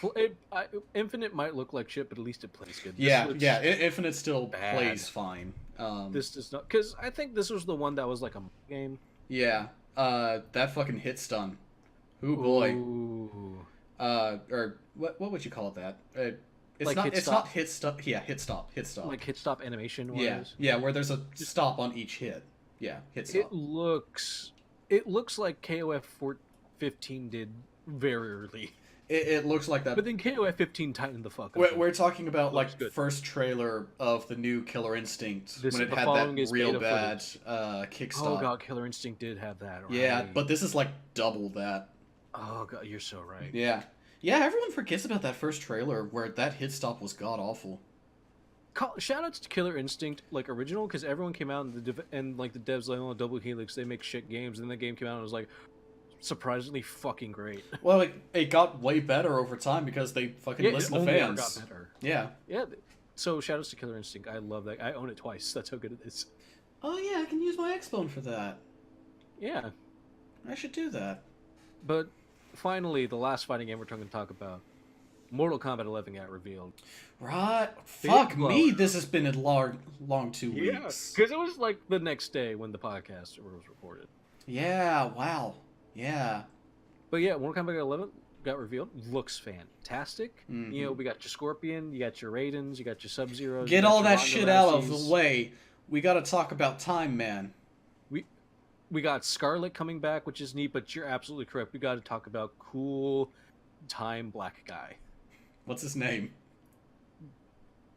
It doesn't matter. We just want to talk about the fact that this character has a fucking timer scam ability. It's one of the augments. Yeah. Oh god. So one of the augments for Gauss, I believe his name is. Is that what no it is? research done. Okay. I figured you had this pulled up. I have one of the stories pulled up to remind me to talk about Mortal Kombat 11. I just tried to look up MK11 characters and it autocorrects to MK11 Shaggy.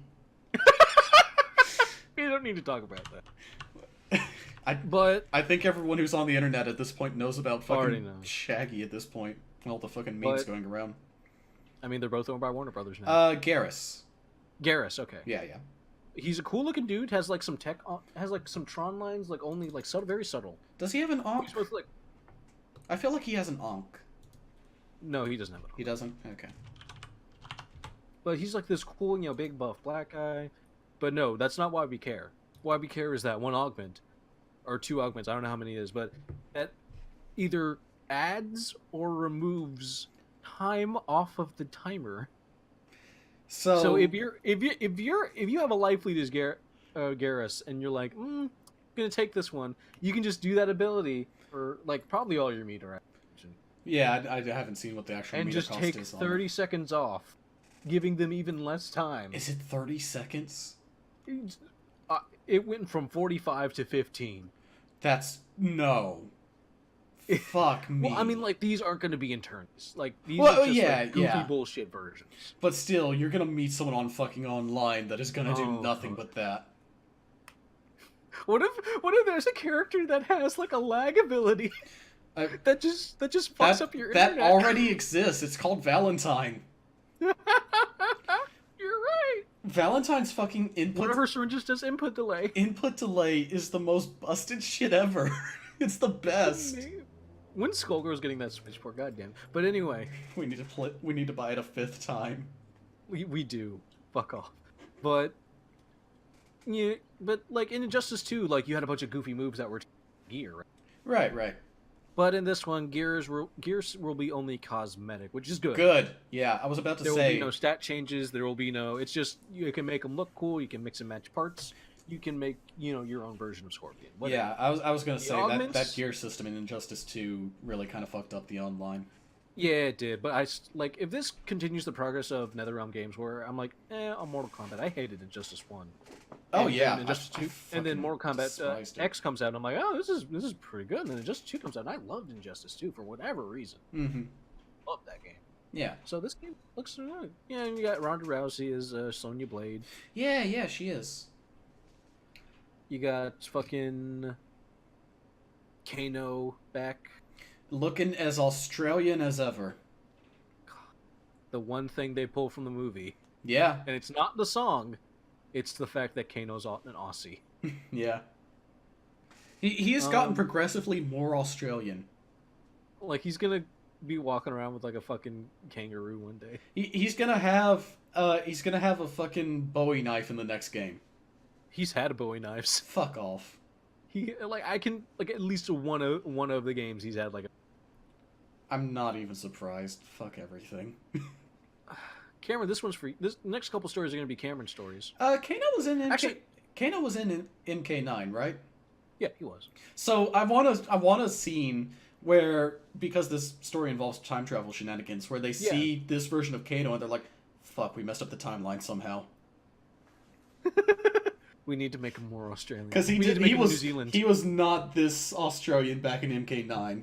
He was just like a generic bad guy with a cyborg guy. He was the most boring fucking character. And then they made him Australian. That made him a real character, I guess. He's still pretty lame, I'll be honest. Okay, yeah. I've never liked Kano. I've always been an Ermac guy myself. Yeah. No, like especially, I was already pretty much an Ermac guy. And then he became like the cool wizard Ermac. Yeah, I'm yeah. like, fuck yeah. Yeah. Before we get to the Cameron stories, Mario Kart Tour got delayed to summer. Mario Kart. The mobile game. Yeah. Yes. It's officially been delayed to summer 2019. I forgot We that still don't know existed. jack shit about it. So let's get to these two Cameron stories that I have. Okay. One, Bloodstained gets an official ESRB rating. Yes. Still no release date, but It's rated T for teen. Really? Yes, it's rated T for teen. Including the ESRB notes of the game includes an impaled corpse, a hell of a lot of blood, and a topless female boss creature with no discernible nipples. Oh, that's the thing from the demo. Yeah, it's probably like a the harpy build or demo. something. No, it's not a harpy. It's a giant sea monster lady.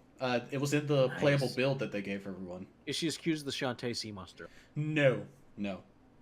In that original build, though, she had Still need to play shit. in that original build, though, her design was kind of absurd, where she just had absurdly gigantic boobs. They have since toned that down. Her design looks way better now. Much to your disappointment. No, it looks way better now. Okay.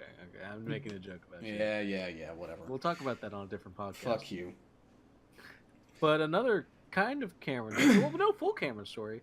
Final Fantasy XIV is getting a brand new expansion with a Nier Automata themed raid with guest design from Yoko Taro himself. Yep. So this expansion, I believe the name is Shadowverse. No. Shadowbringers. Shadowbringers. Shadowverse is the card game. Shadowbringers.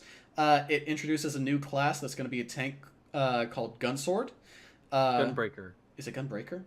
Yes, it's called. I'm looking at it right now. Sorry, Gunbreaker. The class has a gun sword. So it's like what's his name, Leon? I was going to say Nero. Well, Nero. Well, I mean, like, Nero Nero doesn't has have the- the. He has the Red Queen. yeah. That's a rev up thing. That's not a. That's not a gun. No, but I'm talking like gun blades from like Final Fantasy. Yeah, that's what they're going for. Yeah. There's also going to be a new race of the bunny girls from. Is it 11? I don't know, but I'm googling it right now. The Viera. Oh yeah, these are the ones I'm thinking about. Good. Yeah, I like yeah. Those designs. Yeah, no, they're cool.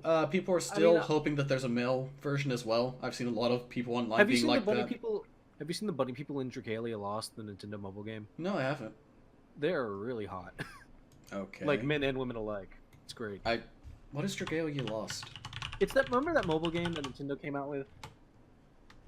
Oh, actually good. I quite like yeah. There's some really cute designs in there, Oh, that looks cute. especially the bunny men. I don't see any. Oh yeah, I see bunny people. Oh yeah. Oh, that is a cute design. Yeah. Okay. But yeah, so something new here. class, new race. People are really excited for that. I hope the race has a male alternate. A lot of people are really hoping for that. But the big thing is that a raid is also going to be added in through several patches once the expansion comes out. That is being co-written by Yoko Taro, and takes place in the Nier Automata universe. Um, and we only have a piece of key art at the moment, which shows 2P, which is the alternate color that we have for 2B in Soul Calibur. So people are wondering what's going on there. I'm just gonna let you talk because I have no. That's really all there is to say. Like Oh, I've analyzed that fucking picture. You can't really of course discern you have. anything from it. Yeah, I'm looking at it right here. It'll probably deal with Yeah, that characters looks like the first boss with the big thing. yeah, oh fuck, what's his name? I wish you hadn't said anything. His name is German. It's like Eins. No, it's not Eins. Oh fuck you. God damn it. Well, Square Enix later. Ah, what's his name? Oh, Cameron, we need to get on with the podcast. I know. This is gonna be the longest one we've recorded. Marks. His name is Marks. Or no, it's Engels. Engels. Okay, yeah. Okay, Engels. One more Cameron story. Okay. But yeah, FF14 also is having a free period if you have Amazon Prime. It is a 30-day trial, so if you want to get into that, you can do that. Is Square Enix sliding you a check right now that they will for me later on in the podcast? No, the check they're sliding me is the Nier Automata fucking raid. It's like you get a little bit more 2B. Yeah. Maybe not even I will 2B, one day but finish you'll Nier get Automata. more Automata goodness. You'll You'll get more booty. You'll get more Yoko Taro writing. You'll get dark skin 2B, and honestly, isn't that what we all need? What's the next me story? I don't have any clever transitions because I'm not feeling. But JoJo is getting a battle royale game. Oh, right. JoJo Battle Royale is a thing. Last Survivor. Yeah. Honestly, this is the one thing where I would be like, I might check this out. It looks neat. Have you seen the trailer? I have. It's fine, I It guess. looks neat. It'll I mean, probably it's a fun gimmick. Yeah. It'll I think it's gonna be real janky. Oh, I mean, it's JoJo. Yeah. Hey, you know what else is janky? What? Shutting down your video company because Machinima officially confirms that it's dead as shit. Who does? Machinima. Oh, right. Machinima has officially confirmed that they are closed. Before officially admitting they were closed, they made sure to private all videos on their channel first. Every single one. So... Every single one. Everything's gone. All of Early best friends. all of Sanity not included. All of that. So yeah, and 81 people have been laid off. Yeah. As a result. Wow, there were 81 people still there. I know that feels bad to say, but seriously. Yeah. Wow. Hey, here's a weird one. Groundhog's Day is getting a sequel in the form of a PSVR game. What? Yeah, you heard me right, motherfucker. What? You're going to be playing as the son of Phil Connors Jr., as he's caught in the same time loop as his father in the same town. Okay. It's made by people who hate Sexy Brutale, which is a good game. Okay. Hold up. My interest was 0, but then you said Sexy Brutale, and that's a great game. So It is. I need to play it still. I own it, but I still. this But art yeah, style this is is kind of interesting.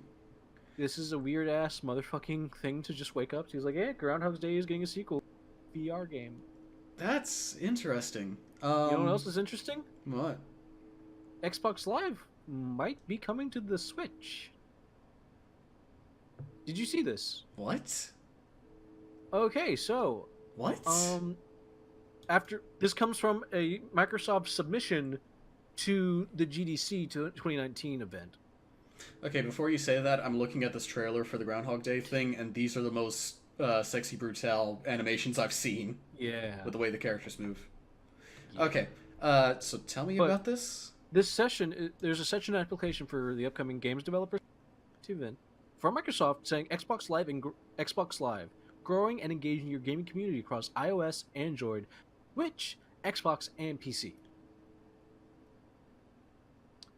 It's probably not going to be Xbox games on the Switch, but I think they're Xbox and Nintendo are getting pretty buddy. They are. I think that's I mean, because more of a cross-play type thing, is what they're saying there. yeah, that's what people are like. It's going to be like play Rock. I mean, they're already big into the crossplay thing, especially with stuff like Minecraft, with Rocket League, Fortnite. Like Sony has been dragging its nuts all over the place, which is surprising considering that one of the people actually playing ball is fucking Nintendo of all. Yeah. Being like, yeah, hey Microsoft, do you want to do a joint ad to promote Minecraft? I'm like, fuck yeah, let's do it. And then Microsoft just randomly tweets out they're loving Smash Brothers Ultimate. Yeah. Like, there's gonna be a fucking Banjo-Kazooie rap or some shit. There's gonna be some. There's gonna be something. This level of buddy means something. Someone made a deal. Yeah, just pray it isn't Minecraft Steve. Like, the kids will love the Minecraft stuff. Oh yeah, like it's a thing where like I would hate it, but at the same time it's like kids would fucking love it. So like, it's if like there's like a Minecraft stage, like who the fuck? Yeah. They have it be like Mario Maker, where it's like a random sort of layout. Mm-hmm. But yeah, so we might see some like Xbox crossplay sort of stuff on Nintendo Switch, which is interesting. Having like the main online component of your competitor on your okay, another shout out to the Destructor comments. The average guy says, great, now Xbox isn't even exclusive to Xbox anymore. Shout outs to that guy. Oh god. Speaking of exclusives, this is going to be a pretty lengthy one, I feel, because the latest game to ditch Steam is Metro Exodus. Ooh, yeah, let's talk about this. Exclusive to the Epic Games Store. Okay, so it should be noted before this that there were pre-orders already set up for Metro Exodus on Steam. Mm-hmm. And which then I want to insert in, they have confirmed that all those sales will be honored on Steam. What? I'm looking at this article here. It says, quote, the developer and publisher have assured us that all prior sales of the game on Steam will be fulfilled on Steam. Why would you do that? Why would you do that? Continuing the quote from Valve, this is a statement from Valve, we think the decision to remove the game is unfair to Steam customers, especially after a long pre-sale period. We apologize to customers that were expecting this game to be for sale through the February 15th release date, but we're only recently informed. Wow, it was coming out that soon? Yeah, February 15th. Oh, no, this gets way more interesting. Yeah. Oh. Oof. Okay. Yeah. Why would you hold on to your Steam version of that pre-order? Why would you hold on to this version where there is never going to be like a growth in terms of players or anything like that? Actually, wait, does Metro Exodus have multiplayer? No, I think it's a pure single player. Is it exclusively single player? Yeah, it's exclusively single player. Okay, never mind. According to the Steam page, I thought it had like a co-op thing. Never mind.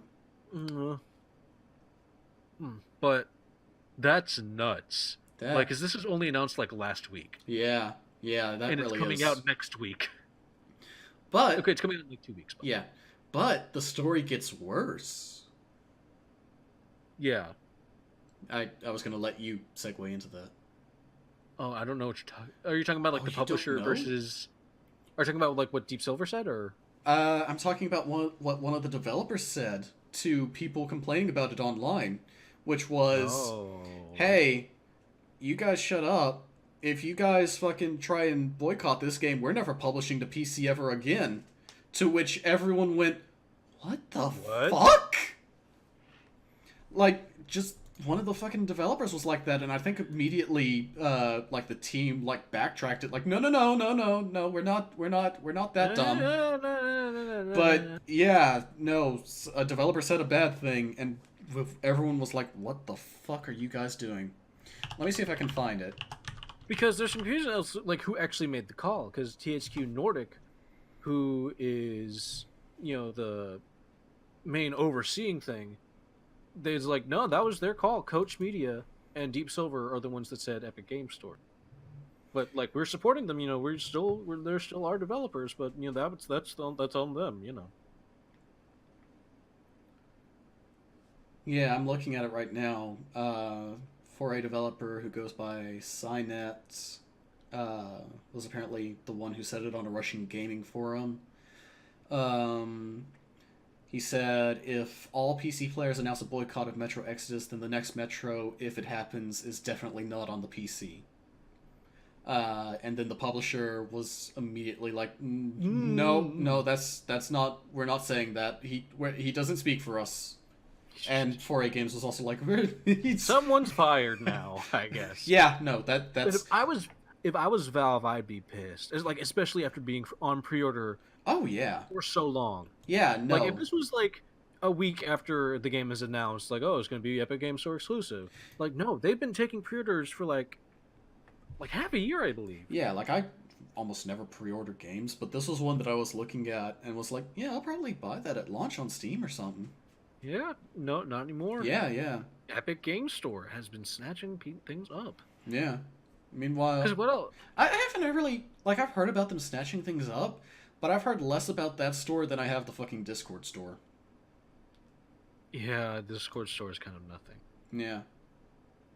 I mean, it has some good deals if you have Nitro at least, where it's like, hey, here's a free thing. Don't have Nitro. Yeah. I mean, the Division 2 is going to be on...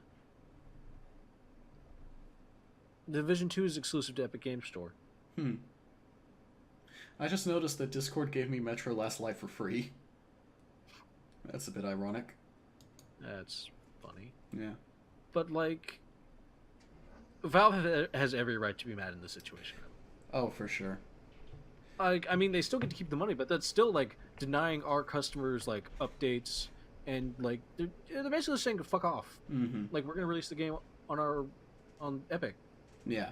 Like, that's cutting Valve out of a lot of the loop. It really is. Like, this is... Like, this is not something you do... This is splitting the market. This is a bad thing. This is completely splitting the market. All because Fortnite did good. Well, this is... I don't understand how they were able to do this, because there's no way they didn't, like, already have stuff set up with Valve and the Steam store to have it, like, promoted and everything, you know? Yeah, because it's been promoted. Yeah, like, that's weird that you were able to just say, fuck it, we're not using your store anymore. And then saying, like, and they're still going to honor all the copies. That thing of them honoring the copies is especially weird and makes me think that this is, like, a limited time thing. But, like, why would you bother doing it, though? I know. It's weird. It's really weird. How many stories we got left, by the way? Just a quick like survey. 2. Okay, I want to pause for just a moment. Okay. Yeah, and be right back. Okay. Okay, we're back. Sorry about that. Yeah, just gotta get a little drink break. Because we got 2 more stories before we wrap up. Yeah, my throat was getting real dry there. Yeah, mine is too. But, you know what else is dry? What else is dry?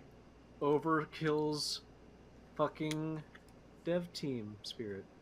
So, tell me about this, because I was driving home and haven't heard about this yet. Okay, according to an interview with Eurogamer... And also remind everyone who Overkill is. Overkill. This is specifically about Overkill The Walking Dead, a multiplayer game that came out and flopped. Mm-hmm. They also developed Payday, this Payday series, which is good. Right. I enjoy those games. But, and an also developer from Starbreeze Studios. Which is, oh god, fucking Starbreeze. Yeah, Starbreeze. They got fucking raided. They're supposed to be like co-publishing Psychonauts 2 or something. Mm-hmm. But anyway, anonymous developers from Starbreeze have said that internally they knew that The Walking Dead stood no chance. Really? What gave them that idea? Developers revealed that the co-op shooter was having problems from the early start, where an entire engine work was abandoned as The Walking Dead was shifted to Unreal, costing studio resources and reportedly a ton of cash. Quote, it was... Oh, go ahead. Taking notes from Duke Nukem, I see. And Kingdom Hearts, except Kingdom Hearts made money. We'll see. Oh no, it's already doing gangbusters, trust me. Alright. It has a lot of recovery, though. So did 15. I mean... It's already removed Resident Evil. Oh, okay. But, quote, it was until Unreal was going to solve everything. In their minds, it was magical, but we had other problems that couldn't be fixed just by changing the engine. The goal was to produce a AAA multiplayer game in a year on Unreal. Anybody with common sense knew from the start it wouldn't be possible. Yeah. Quote, unquote, yeah. Yeah. Unreal's tough to work with. Quote, everyone knew it was going to all of us. We put our blood, sweat, and tears, and our fucking livers and pancreases, everything into that game, and no matter how much we push it to do as best as we could, it got shat on. No matter how much you polish a turd, it's still a turd. I've been in that situation. Yeah, you work no details, but you work a job. I've been on certain projects. I'm not even talking about my job, but I've been on certain projects where you get your design doc, you get what your boss wants you to make, and just right away you can tell this is not going to work. Yeah, I know some horror stories you've told me. Oh man, I sent you that PDF, right? Yeah. Okay, so you know what I'm talking about. I won't go into details, but yeah, no, every developer has that one project. Some have two projects that they'll look back on and just some are telltale. Yeah. But yeah, every developer is going to have that one project where they're just like, higher ups had no idea what they were doing. We told them this was going to be a bad idea. They didn't listen, so we just shoveled on through, and we made it. And we made it. I can put it on my resume that I did this work, and I did a good job at my job, but this is going to die. But yeah, Overkill, Starbreeze Studios specifically, what a fucking mess. Yeah. Yeah. Here's some good news that just popped up right before we get to the last story that we're probably going to go on for a bit about. But some good news. Remember how I mentioned War? You cut out for a second. How you mentioned what? Wargroove earlier. That Advanced Wars style yeah. indie game. I just saw this pop up on DualShock, but apparently it's already made back all of its money after only being out for 3 days. Wow. It's almost like people really like Advanced Wars. I know. Oh, God. I need to buy this. Like, as soon as I get spare money, I'm buying this game. Yeah. I never played Advanced Wars. I know it's good, though. It's really fun.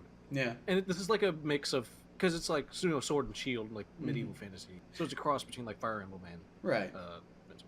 But they've already confirmed... Ultimate took out the Advanced Wars trophy, didn't it? Yes, it did. Actually, it was already out in 4, so... It was in 4, but they wasn't confirmed DLC... Yeah, it was... No, it wasn't. Trust me. Okay, I thought I saw it in 4. Never mind. No, it wasn't. Okay. But they've already confirmed, free updates, some various DLC stuff. Mm-hmm. So basically, Wargroove is sitting very comfortably, and good, it deserves it. From really good gameplay. You can make your own fucking cutscenes in that game. Really? Yeah, you can make a full, like, little campaign if you really wanted to. Oh, that's really cool.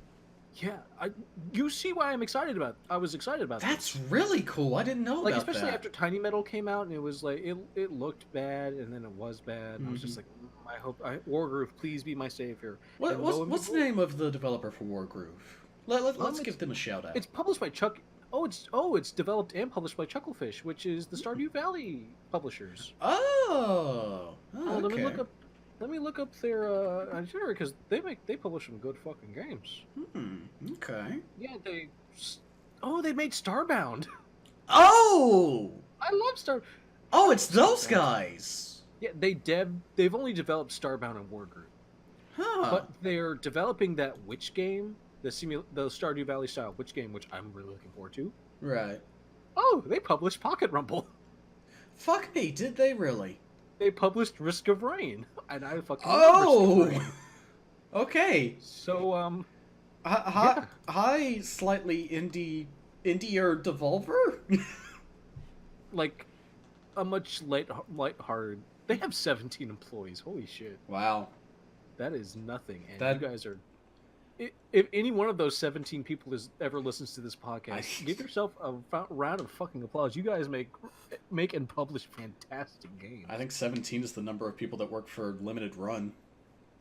I mean, they also do fantastic God's work. You know Limited Run's based in Raleigh? Are they really? Yeah. We should go visit them. I actually could. So, you guys hiring or? They don't do any developing. But I'm glad to see another like Kickstarter game do really good. Oh yeah, for sure. Oh, it was a Kickstarter. Right. Also, Wargroove is currently available now on Xbox One, Nintendo Switch, and PC, and set to release later this year on PS4. So go out and buy that game for $20, which is shield harder. Like, you're not gonna find a better game for 20 bucks. That's a fucking claim. I don't know. I don't own the game. But hey, if you should probably play it yourself first. I have full faith. Okay. You know what I don't have full faith in? What is that? Apex Legends. Okay, so what is this? Because I hear that name and I'm like, is that a fucking Twitch streamer? Apex Legends was released today. It's a free-to-play battle royale shooter. No. Set in the Titanfall universe. No! No! Developed by Respawn. No! Published by EA. No! Hey Cameron, do you want one more solid kick in the teeth? No. Titanfall 3 does not exist. Fuck! I'm sorry to end on such a sour note, but this is like this was a rumor as of yesterday and came out today. Fuck everything. It's a free-to-play battle royale game with microtransactions. I watched the fucking AGDQ and no Titans. I watched the fucking AGDQ run of Titanfall 2 yesterday and immediately was like, I need to play some fucking Titanfall 2 right the fuck now. I need to play that game right the fuck now. Did you know what? Titanfall 2. That run is also fucking great because I was like, this will probably be pretty fast. I mean, the movement system and all that. And the guy starts off by saying, yeah, Titanfall 2 runs on a modified version of the Source engine. I'm like, does it? What? Yeah, apparently so. Nice. So there's all sorts of bunny hopping bullshit you can do. Nice. But, yep. This... It's now available through Origin on PC, PS4, and Xbox One. This is... So Respawn's fucking dead. No, you gotta... This... Oh my god, this looks awful. Holy shit, this looks bad. It's a Titanfall game with no Titans. This doesn't look like Titanfall. It's set in the universe. Okay, the robot is... yeah, the robot is, but that's... Oh, fuck everything. Titanfall 3 is not in development. It's... Apex Legends is the team's primary focus at the moment.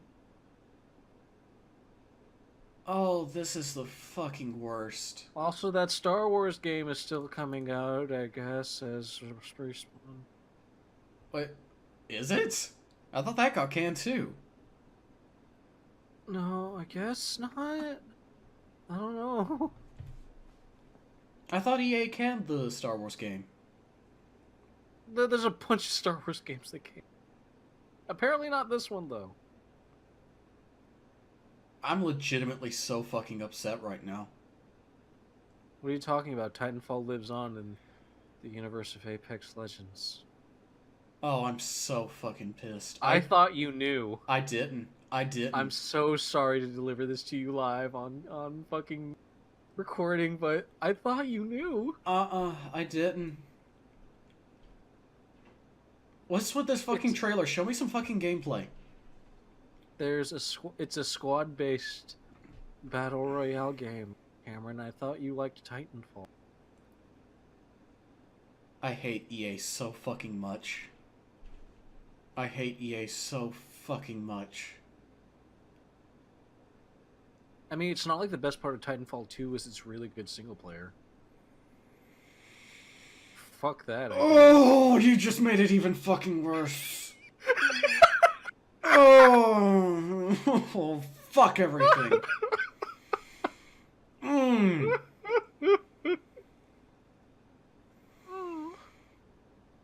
Fuck me. God. Cameron, I'm really sorry to deliver this to you live on the podcast.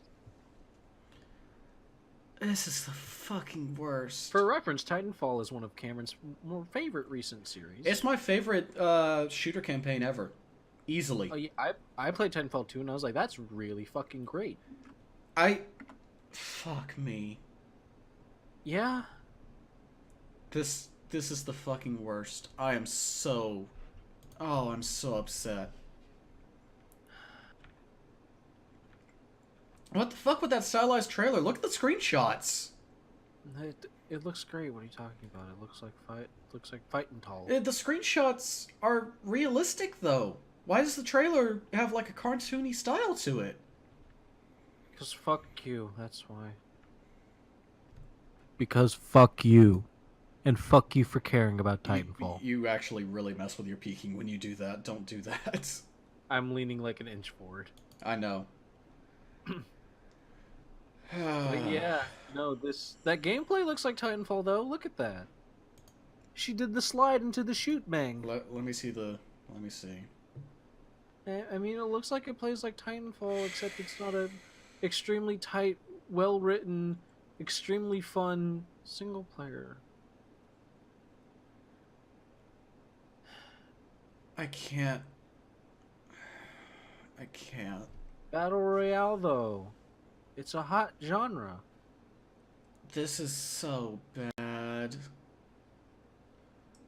This is so bad.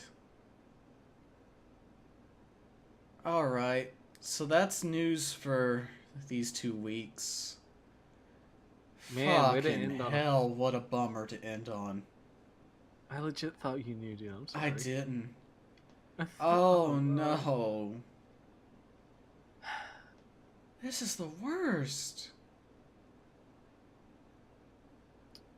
This is And the that's the actual podcast. worst. No, it's not. Because Oh, now, hey, if you've not finished Kingdom Hearts yet and care about Kingdom Hearts, this is the point where we Hold say on. goodbye to you, and we will see you in 2 weeks, and hope you have a great 2 weeks.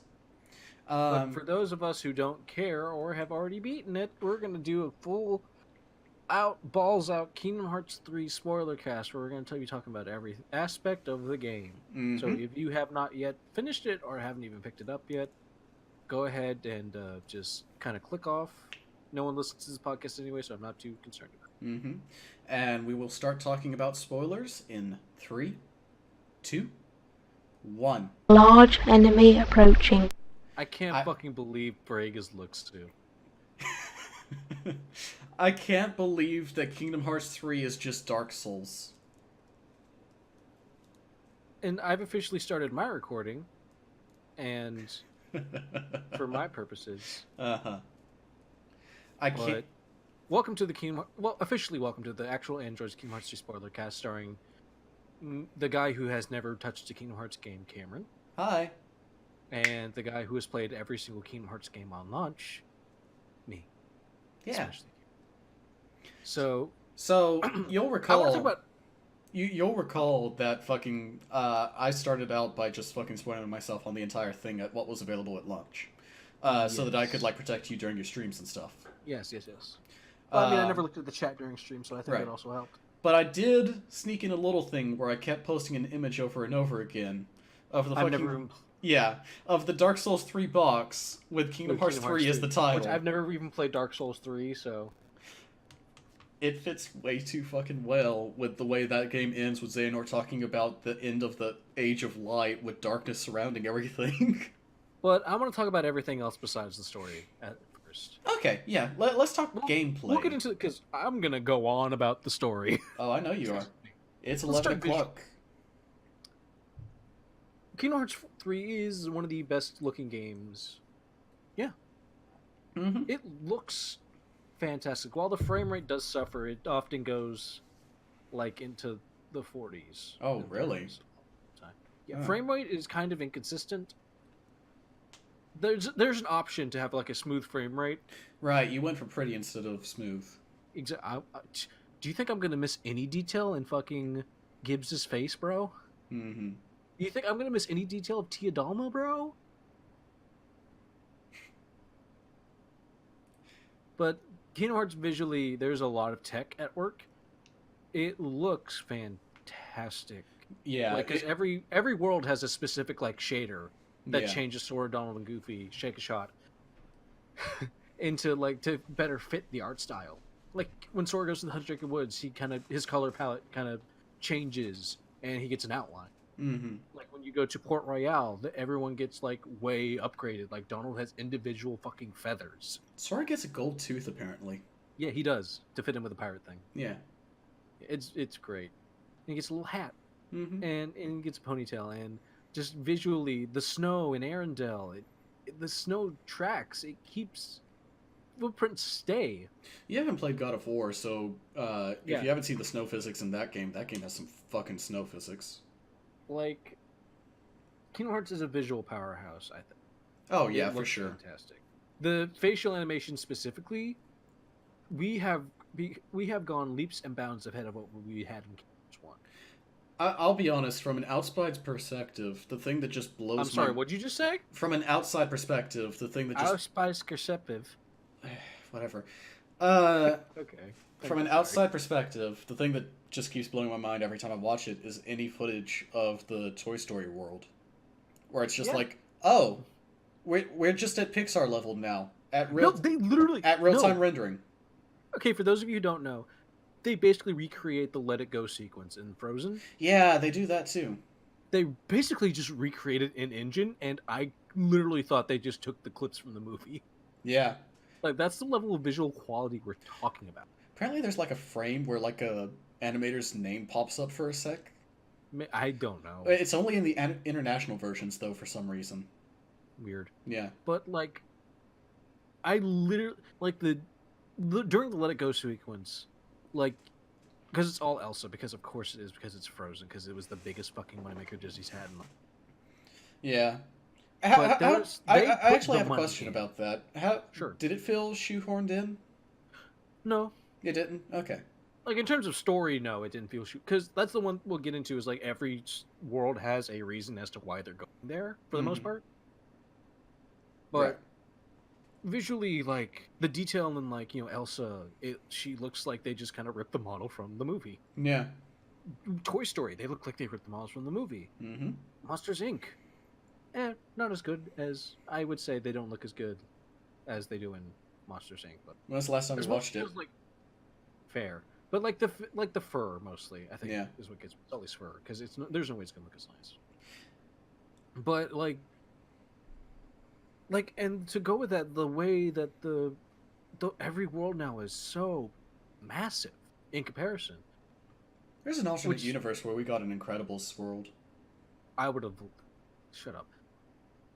But that's also kind of a downfall, because I feel like maybe sometimes maybe the maps are a little too big. Like, it's pretty easy to get lost. Yeah, I was gonna say, when I watched the bits of your gameplay that I did watch, I was like, how do you know where you're going during certain parts of it? I got lost in Toy Story. In the Galaxy Toys, I got lost. Because it's 3 floors. It's 3 full floors. Well, not like full, but you know what I mean. There's like 3 shops level. Mm-hmm. Every world is just so big. It's really impressive. It's really nice. There's like no load zone transitions like there was like every couple steps in Kingdom Hearts 1 and 2. Mm-hmm. Like, there are some decent sized areas in those games, but it's mostly, a couple boxes that are connected, right? Right. But in this, it's just a big, mostly continuous world with like maybe 2 or 3 load zones in each world. Mm-hmm. Like, if you saw in the Toy Story trailer, when they're in Andy's house and they just go out the window, like, there's no loading, there's nothing. Andy's house and the street are loaded as one continuous map. And then once you go down the street, you transition into the Galaxy Toys, which is one big map. That actually reminds me of something that I also noticed while watching your streams, is those load times, though, were kind of rough. Yeah. Well, that's the thing you get with load time, or like the big maps, is it takes a while to load. But they have these adorable little Instagram posts from the in-universe, like, social media, like hashtag X organization, hashtag darkness. Yeah. I'm not even making that up. I know you aren't. Yeah, but it's not till the kind of like at the end of the game where you start getting to serious moments, so they don't have those Instagram posts for the loading screens. No, they still do. They super didn't. I watched. No, but like there were a few where it was just black with like the loading symbol on the bottom right. Well, yeah, for like in between cutscenes. Yeah. But like once you go like, oh, I'm going to the Keyblade Giver, it does a hashtag. Man, Akko must be so strong to be 10 years without a friend. Hashtag welcome back. Yeah. That's a real one. She almost forgot how to smile. She's like Shawn Michaels. That's a joke for like 5 people. Yep. You're welcome, Flaw. But like, the maps are so mad. I think like load times were always going to be a problem of this. Mm-hmm. They could have been a lot worse. Right. Like, honestly. Yeah, it's certainly not the worst that I've seen in terms of load times. Yeah. I played What original game launch came out where there version was, like, fucking Bloodborne. Oh god, yeah. Well, what was that one game where it's like they had like full minute load times that came out recently? Recently? There was some, not like recently, but like within the last year, like where there was like full minute, like there was like an error. It was something I can't remember. I don't know. When I think long ass load times, I think pre-patch Bloodborne. Yeah, Before I've they also played pre-patch. before they even had the item descriptions, the fucking version I beat in 3 days before they got that patch out. Well, I beat my Kingdom Hearts 3 in 4 days, so. Mm-hmm. But visually, it's fantastic. The technical aspects of it are great. I guess we can also go into gameplay. Well, I have a question. Oh, go ahead. Well, actually, yeah, go into gameplay first. That'll fit better. I had one of my most requested. I never verbalized it, but one of my most requested features. Wish keyblades didn't get invalid once you got a nicer one. Right. Like you would go. I love the aesthetic of something like from the first game, the pumpkin head. Like fucking keychain. But like once you get like something like Oblivion that has like just better strength and magic, like especially in Kingdom Hearts 1, because they didn't have abilities attached to them. Mm-hmm. Well, they did, but they didn't even tell you what they were. They just kind of gave a generic description. Oh god. Like because in Kingdom Hearts 2 it's like this, they explicitly state like this keyblade gives you this ability, but instead it's like gives the description of the ability without saying. Right. In this game, not only do they have unique abilities now, but there's something called the Keyblade Forge at the Moogles, where you can just, it's like synthesis, but instead of, making an item, it just upgrades your Keyblade to give it either better strength, better magic, or put a new ability on it. Okay. There's, like, I believe 10 levels of upgrade, by which point everything will be equal and mostly just... These are the strength Keyblades. These oh are the my balance god, Keyblades. it actually is fucking Dark Souls. Shut up. And there's a good reason for that, is because every Keyblade now has a unique transformation where if you build, there's a little meter that builds up like 3 pips, right? And if you do that, it activates a command. You can press triangle to go into like a secondary. For the basic Kingdom Key, it puts you in second form, which gives you your combos and abilities from Kingdom Hearts 2, which is really nice. For the Star Shooter, it transforms your Keyblade into a pair of like arrow guns, and then if you do combos with that, it transforms it further into a rocket launcher. Right. If you get the Toy Story Keyblade, it transforms it into a giant toy hammer, which you can upgrade into a drill punch, and so on and so forth. So that's, one reason why so Keyblades are super unique now. We need a reason for you to keep, we don't want you to have a reason to abandon. Like, oh, this one just has more strength and magic and a better ability, so I'm just going to keep this one instead of using, each one has like a different gameplay style. There's like 2 for each one. Like, there's 2 Keyblades that have like a hammer into a drill. There's like 2 Keyblades that have second form. There's 2 Keyblades that transform into arrow gun. But like, it's mostly like one's a strength, one's a magic based. But it's like you don't have to pick like do damage or look cool with a Keyblade. Right. I do kind of wish that you could like. I wish it had a system where you could like swap out the abilities though. Nah, I think that would kind of make the individual Keyblades pointless. Yeah, I get what you're saying. Because like the Tangled Keyblade has emphasis on wind magic, right? And the Toy Story Keyblades, like, I don't know what it is, but it's like something.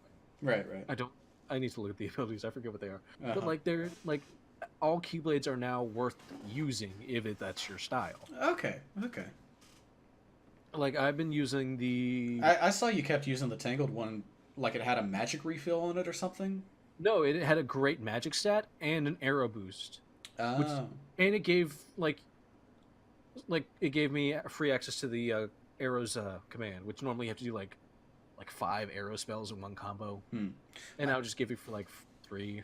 All I know is you had that thing equipped, and every time you launched a fireball, it like took off an entire pit. Yeah, because it has like a plus 11 magic stat. Oh wow. Yeah, and that's not even all the way leveled up. That's like half leveled up. Huh. It'll be interesting to see what gets used for like speed runs with the way you're talking about this. But like I've fully leveled up the monster Keyblade. It's like 12 attack. Like Keyblades, there's less Keyblades, I believe, than in previous games. But as a compensation, they're like kind of more unique, right? And they're stronger overall. I have a question because I saw it very briefly in that final boss fight, and we'll get to that later. Are there still like alternate forms, like anti-form and stuff like that in this? Drive. No, there's no drive form. Oh, wow. What you saw was there's no drives. What you saw was rage form. It's like a special state where you get to low enough health. In that fight, it was scripted. Right. But if you get to low enough health, you can press triangle to go into rage form, which is kind of like one of the Keyblade transformations. Is where you kind of lose your Keyblade and you have to like take half damage 3 times by pressing the triangle button. It's basically like a last resort.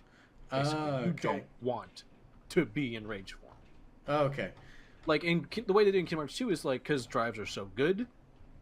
Every time you use a drive, there was a chance that you would transform into anti-form, which is bad. Okay, that explains. The picture I saw earlier. Yeah, because that means you're in like critical health, and you press triangle gives you a full health refill, but you're stuck in this mode that you can't heal, you can't use magic, you can't use items. Okay. Is there a in-universe explanation? No. Okay. But in the final fight, it's just he stole your light, get it back. Right. And Kingdom Hearts 2 is just like that. It was to prevent. Sorry. Are you dying? It was. No, I just kind of got something stuck in my throat. But it's to prevent overuse of drives because every time you use a drive and don't go into anti-form, it builds on an invisible meter that you can't, an internal meter. Mm-hmm. And once you get anti-form, it drops that meter back to 0. And because if drives were that free, you were going to use them all the damn time. Right. So they give you something, to kind of stay away. Okay. But there's I'm surprised at how much of a non-clusterfuck this game is because it has a lot of systems. Mm-hmm. It has flow motion, it has shot lock, it has combo finishers, it has grand magic. One of the things I do appreciate is they really nerfed flow motion, and that's a good thing. What is flow motion? Is that the thing where you spin all around and stuff? Yes, it's basically you press square to sort of do your dodge roll, and you hit certain poles, like trees and stuff. You would spin around. It's from Kingdom Hearts 3D. See, that's the thing that kind of surprised me because when I think about Kingdom Hearts combat, as an outsider, that's what I think of as flow motion. No, that was only in 3D. Really? But they toned it down because in 3D you could continuously just dash towards a wall and just keep jumping up it. It basically invalidated any sort of platforming they tried. Ah, right. And you could glide with it, but they toned it down so basically you can only do one jump. It's basically just kind of, you can move a little quicker too. Okay. In the areas that support. Okay. But, I mean, that's appreciated because it was way too easy in 3D, I felt. Mm-hmm. Like I said, it invalidated platforming. And in this one, you can still do some fun platforming stuff, especially with these big open worlds. Mm-hmm. And they introduced the ability to just straight up run up walls. Certain walls. Not every wall, but, certain walls you can just run straight up. Like all the buildings in San Francisco. Mm-hmm. Some rock walls. I have another question. Feel free to interrupt with any questions. Yeah, because I watched you when you first got it and started playing it and everything, and the screen flashes after that big introduction with Kingdom Hearts 2.9. Was that a joke, or...? That's kind of just a little funny, haha. Oh, okay. Because that's Olympus is like a sort of mini prologue. Okay. They did the same thing in 2, just not they didn't have a title call for it, but basically the entire Roxas section is like a prologue. Oh, wow. Mm-hmm. But flow motion, there's shot locks, which I personally never use, but they aren't too disruptive, so I know why they count them. It's just this little bonus thing where you hold down the lock-on button and you get a targeting reticle. Right. And you move it all around. You basically paint the enemies, and then you do one of 2 attacks. If you get maximum, you get an even stronger attack. Mm-hmm. And it takes your focus meter, which is basically just another meter. It's only every. Okay. Then there's the same magic system from 2, where it's a full bar, where each magic spell takes a certain percentage, right, points off of it, and and there's the individual magic stat. So it's no more drive, so it's less of a clusterfuck. That's one less meter to deal with. Mm-hmm. So moving on from how the gameplay feels, tell me a bit about how you feel about character interactions, things like that. Writing wise, or overall, how would you describe the writing in this game? It's honestly, if you're a Kingdom Hearts fan, you know exactly what to expect. Bullshit. Kind of cheesy. Very anime, very cheesy anime. The bits of it that I watched when I was watching you play, I was like, this writing is not great. And I had this moment of realization where I was like, hold on. If this game came out way closer to 2, and you were still like a kid when you played this, you would probably think this is the coolest story ever. It's still the coolest story ever. But I'll get into that. Okay. Just the writing has never, like, the individual piecemeal writing has never been Kingdom Hearts' strong suit. It's been the overarching... Voice acting's kind of awkward, too. Yeah, voice acting is also never... Aqua's VA, she's trying? Like, there's... I have a feeling it's like... I remember it was an interview with one of the voice actors from the original Resident Evil. So, and they asked him, like, why the fuck did you guys talk all weird? Because... And it's voice direction. Yeah, it's just direction. It's like, there's this Japanese guy that doesn't speak English telling us how to speak these lines in English. Right. I have a Yeah. feeling it's a very similar situation. Very likely. But, I mean, at this point, you'd have... You would know, get but someone. still. Like, the Disney actors do most of their stuff fine, but when they get to stuff that's, like, Kingdom Hearts-esque, it's like Goofy talking about the spirit of the heart and shit like that. It kind of gets a little weird. Honestly, none of the Disney characters are the ones that really stand out to me. It's always the human characters where I'm like, that's an awkward line read. Yeah. I think Haley Joel Osment had... Oh shit, that is Haley Joel Osment still, Yeah, isn't that's it? Haley Joel Osment as Sora. Yeah. I think he's gotten better over time. Yeah. I mean, with the stuff they're giving him to say at the very least. Yeah, I guess. Honestly, what really got me in this game was Riku's voice acting by David Gallier, I believe. He's the one who seems the most fine in this game. He seemed really stiff to me. Really? Yeah. Maybe I needed to see more of it. And just... I will say the stand-up performance to me is Axel, which is Quentin Flynn. Yeah, he is. And he even goes out of his way to say, I'm the favorite. Go ahead. Huh? You were saying something. I was saying, like, yeah, Axel even goes out of his way to say, I'm the favorite. So of course he's exactly. gonna... Of course like he's gonna be the one who, like, talks like a normal fucking individual. Like, we're jumping ahead, but Xemnas is about to kill him. He's like, you can't kill me. I have fangirls. Pretty much. Pretty literally. Because Quentin Flynn's just a charismatically amazing guy. Mm-hmm. If you don't know anything else, he's the voice of Raiden from Metal Gear Solid. He does a fantastic. Shit, that is him. Yeah, they're the same. Yeah, that is him. Wow. Got it memorized? Yeah. He's always been the standout performance of just like really good. Like from the goofy shit to the like actual emotional stuff. Well, yeah, he has experience from being in Metal Gear games. Exactly. So he's like the perfect fit. I'm shocked they don't have more Metal Gear characters. Yeah, that's true. Oh my god, imagine David Hayter in a Kingdom Hearts game. I wouldn't be surprised. You I get to the epilogue of Kingdom Hearts 3 and you suddenly see Big Boss voiced by David Hayter. I mean, oh god. Oh man. Yeah, the voice acting has always been like a coin flip, honestly. Yeah. The writing, like I said, the individual lines aren't great, but the overarching story is just, there's something compelling about it. There's something, I don't know if it's palpable to someone who hasn't been there from the beginning. Right. Or I haven't built has up my never been immunity there. to it. To the darkness. That's why you went through the coat. Yeah. But there's just something so engaging going on. This fucking, God, like 17-year journey with this series that has just now finally concluded its first arc. Well, the feeling I get watching this from an outside perspective is I imagine the feeling you got when you saw everyone freaking out about the end of Homestuck. Homestuck only lasted like 5 years. It was way more than 5 years. I don't know. It started in 2009, ended in 2015? Cameron, that's still half the time of I know it's still half the time, but it's the closest, like, comparison I can give. It's almost a third of the time of Kingdom Hearts, let's be honest. Jesus Christ, yeah. Wow. But in terms of, like, outside perspective, looking at all of this odd weirdness. yeah, I don't understand. Well, at least I know that Kingdom Hearts is a fucking video game. Homestuck is a video There- game sometimes. Like at the very least, Kingdom Hearts doesn't have the near problem of their stage plays and audiobooks. It doesn't have that problem. Yeah, just mobile games for phones, flip phones. But they remade those mobile games and included the cutscenes in the one disc you need. So give them that at least. Yeah. Honestly, What? Nier is a weird one where it's like, yeah, you can have it, but you can enjoy your stage plays and everything. It doesn't matter.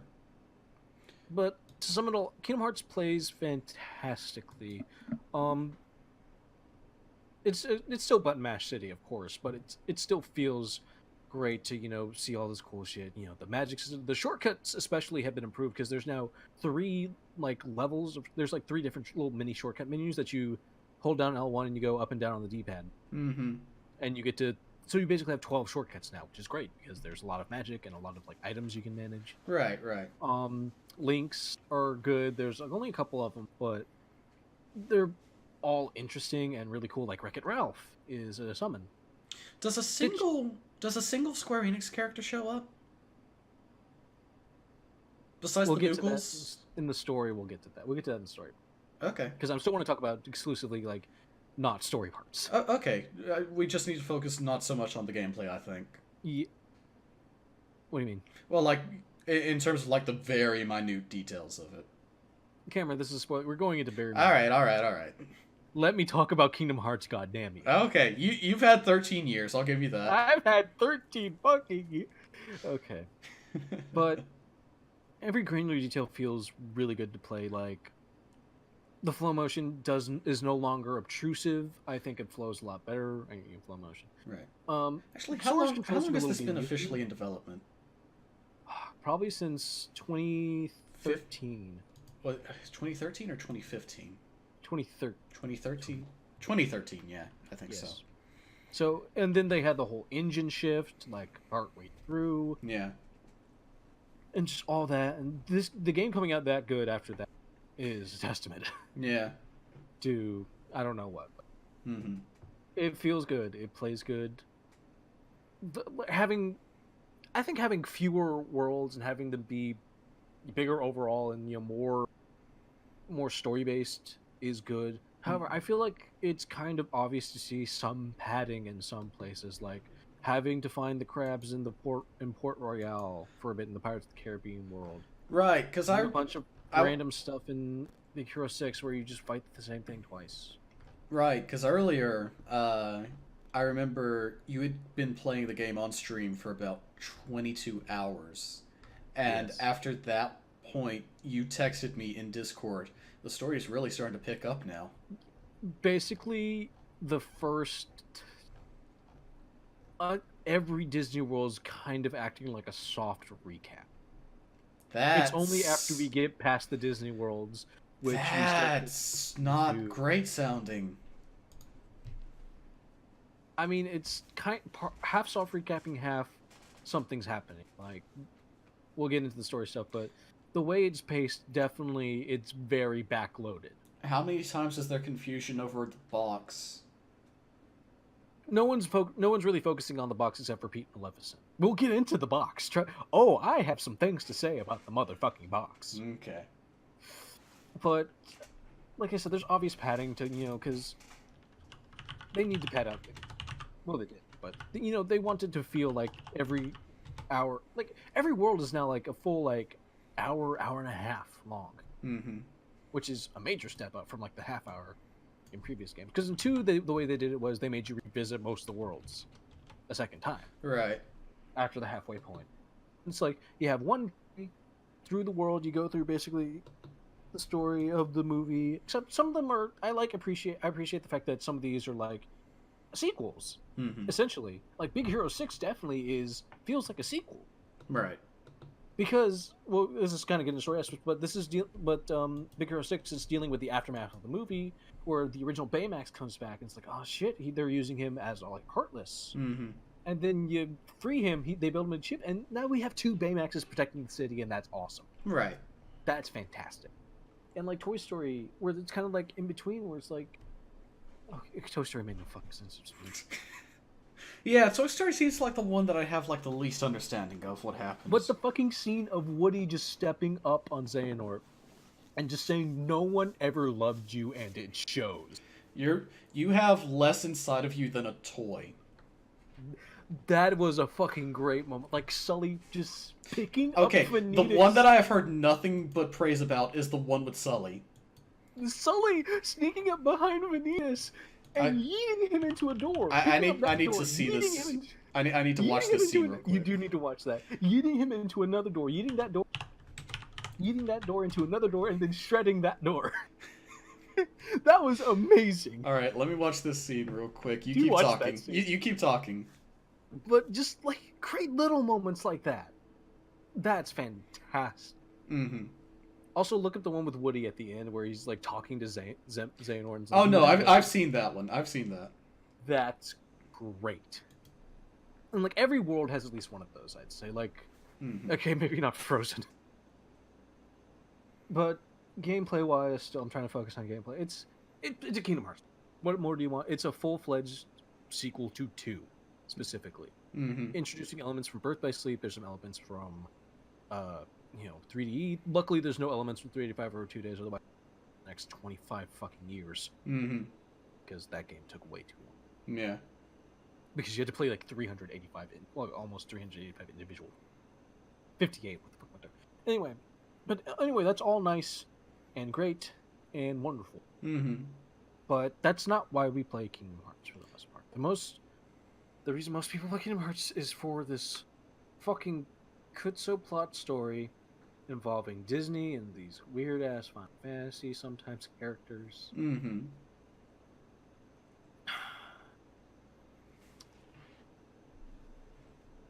There was no way that everyone was going to be... What now? There was no way that everyone was going to go home happy at the end of this game. I left pretty okay, but I do have some caveats. So before we get to the overall story, I want to just point out some issues. One, Tangled's world, about the Disney worlds. Tangled's worlds almost makes no sense if you haven't seen it. Really? Because they cut out a lot. Like, one scene, like Rapunzel hides Flynn's bag. Oh, yeah. And you get the scene of the mother finding it. And then they're in the boat and Rapunzel has the bag again. Oh. Yeah, that's bad. And in universe, they don't even set up the mother to be the villain. Oh. Like, as far as you know, she just lives in a tower and her mom put her there for whatever reason. Huh. There's no previous establishment that her hair is magic. I'm literally watching that, even though I saw the movie, I was like, the mom doesn't even look like the villain. It looks like she was just possessed by Marluxia. That makes me sad, because Tangled I honestly liked way more than Frozen. Yeah, I love Tangled. I haven't seen Frozen, to be I did. But just, you need to see Tangled, otherwise it will make sense. Because all of a sudden, why is Flynn, just kind of leaving her on the beach? Right. To do the transaction for the tiara. Why does everyone care about, what's the deal with her hair? They didn't even establish that her hair is fucking... Wow, that's not good. Like, until he's dying in her arms, they don't establish that her hair is magic. Huh.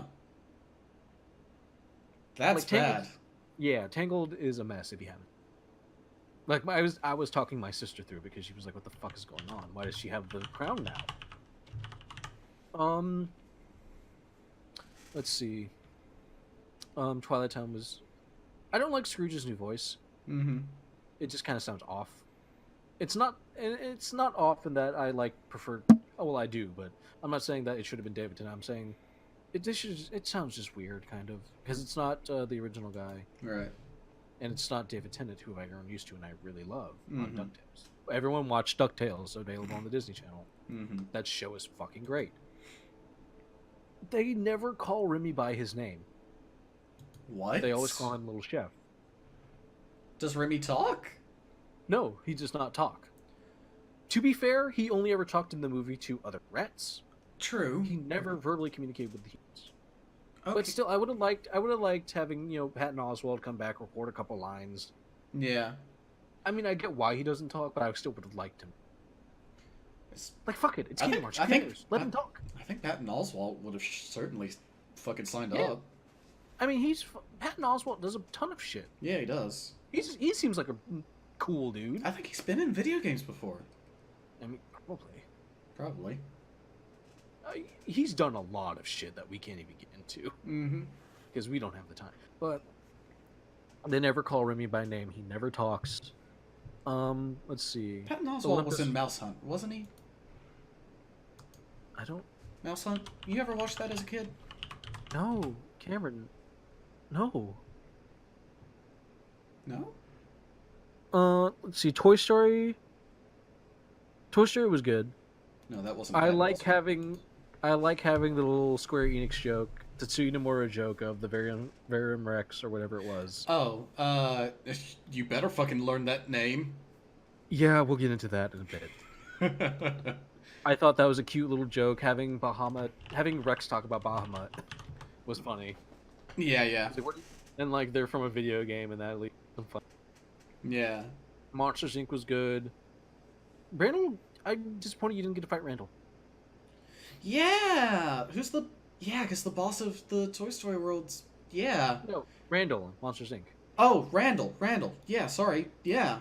Wait, Randall doesn't show up? No, Randall's there. You just don't get to fight him. Because you fight the big Unverse thing that he has.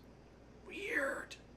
Yeah, I would have liked a boss fight. That feels like you could do a whole boss fight where you're like swinging around all the doors and you gotta fire shots and stuff like that, and it's like a chase scene. And like he turns invisible and you have to find him. And yeah, like you could do things with that. You can do things with that, but I'm kind of disappointed with that. The story for Monsters Inc. was fun. It's fun exploring the factory, listening, because it's a cool period where they're transitioning into pure laughter. Mm-hmm. This is right after the end of Monsters Inc., where they're in the middle of the transition. Right. And that's a cool, like, story-wise thing. Mm-hmm. Like I said, Tangles makes little to no sense if you haven't seen the movie. Mm-hmm. Big Hero 6 was really cool, having, like, actual cityscape. Right. And I love interacting with Baymax. I love Baymax. He's great. Mm-hmm. Excuse me. I'm disappointed with Winnie the Pooh. I've heard nothing but bad things about the Winnie the Pooh world. It's the same. There's only 3 mini games, and it's based on the same base like puzzle bobble game. That's not good. So that's kind of a disappointment. I like seeing Lumpy though. Lumpy's cute. Mm-hmm. And I just love seeing Winnie the Pooh here because Winnie the Pooh is one of those things that remains pure from my childhood. Right. I will always enjoy seeing Winnie the Pooh because it's just one of those. It just makes me happy. Right, of course. Like, I still haven't seen Christopher Robin because I know that would make me bawl.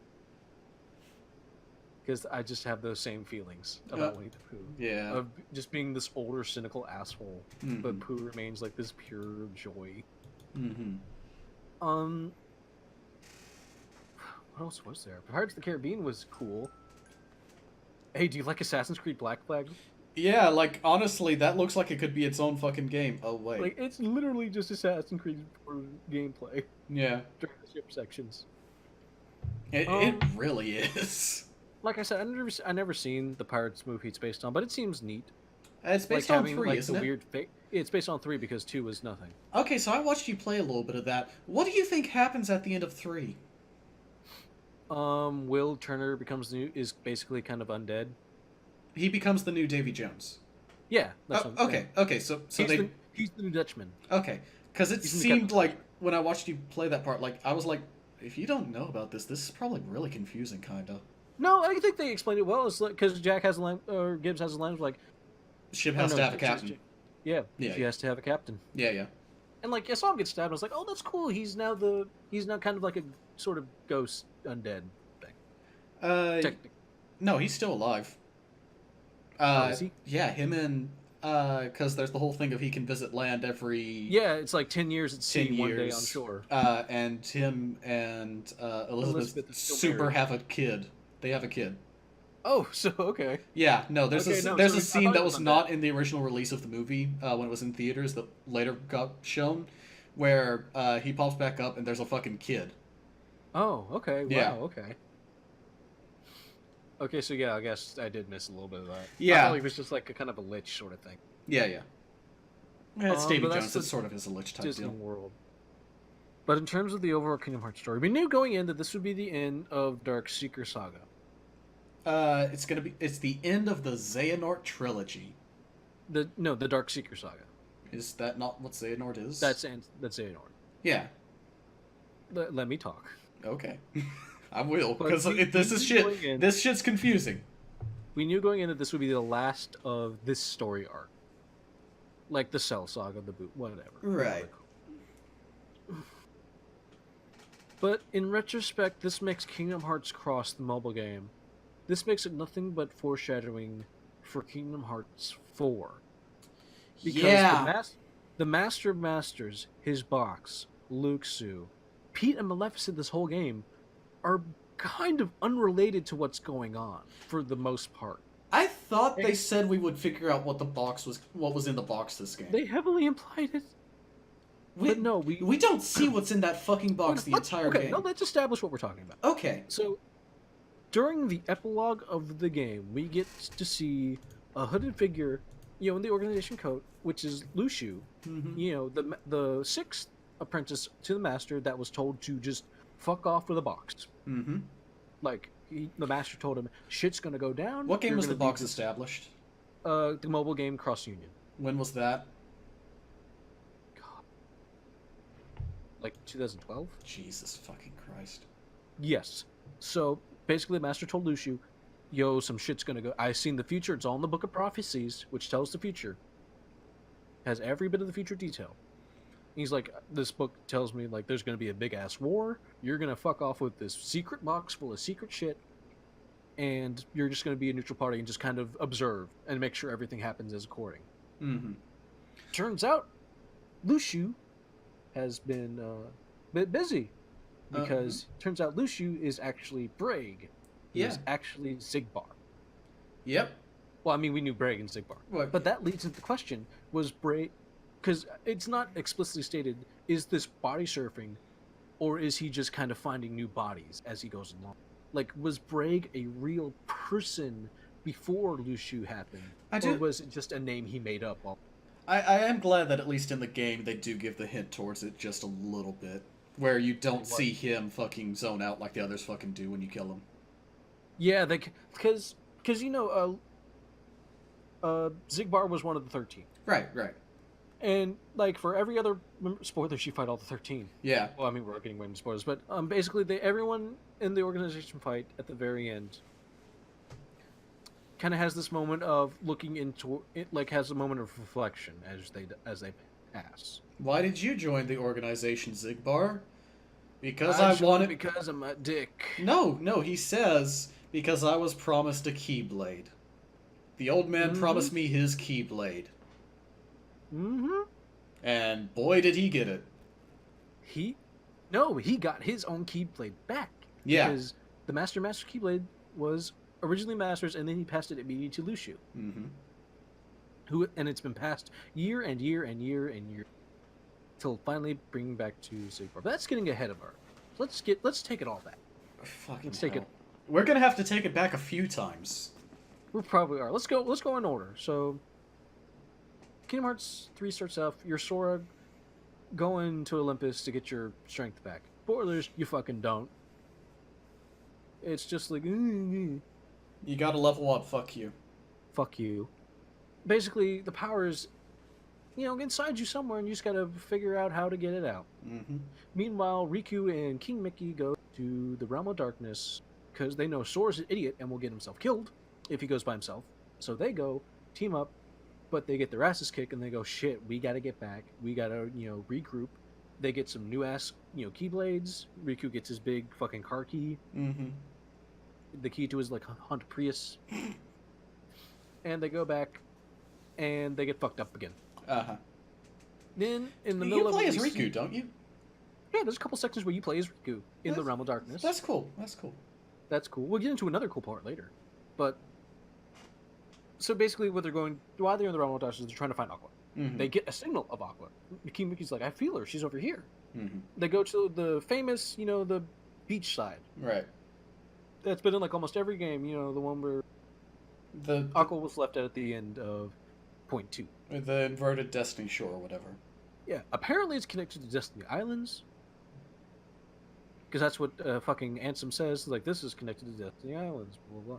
And then we see exactly what happens to Aqua. Because we all saw the trailer where she's normal. Mm-hmm. Well, technically, she's not a Nord, actually, turns out. Yeah, turns it's out just like, turns out it's just I was Anti-Aqua right. in multiple ways, and I hate you. Yeah. Turns out it's just Aqua giving into the dark, basically getting overwhelmed by darkness. So what happens is Xemnas comes in and be like, "Hey, Ansem, you want to give me some fucking answers?" And Ansem's like, "I'm fucking not, bro."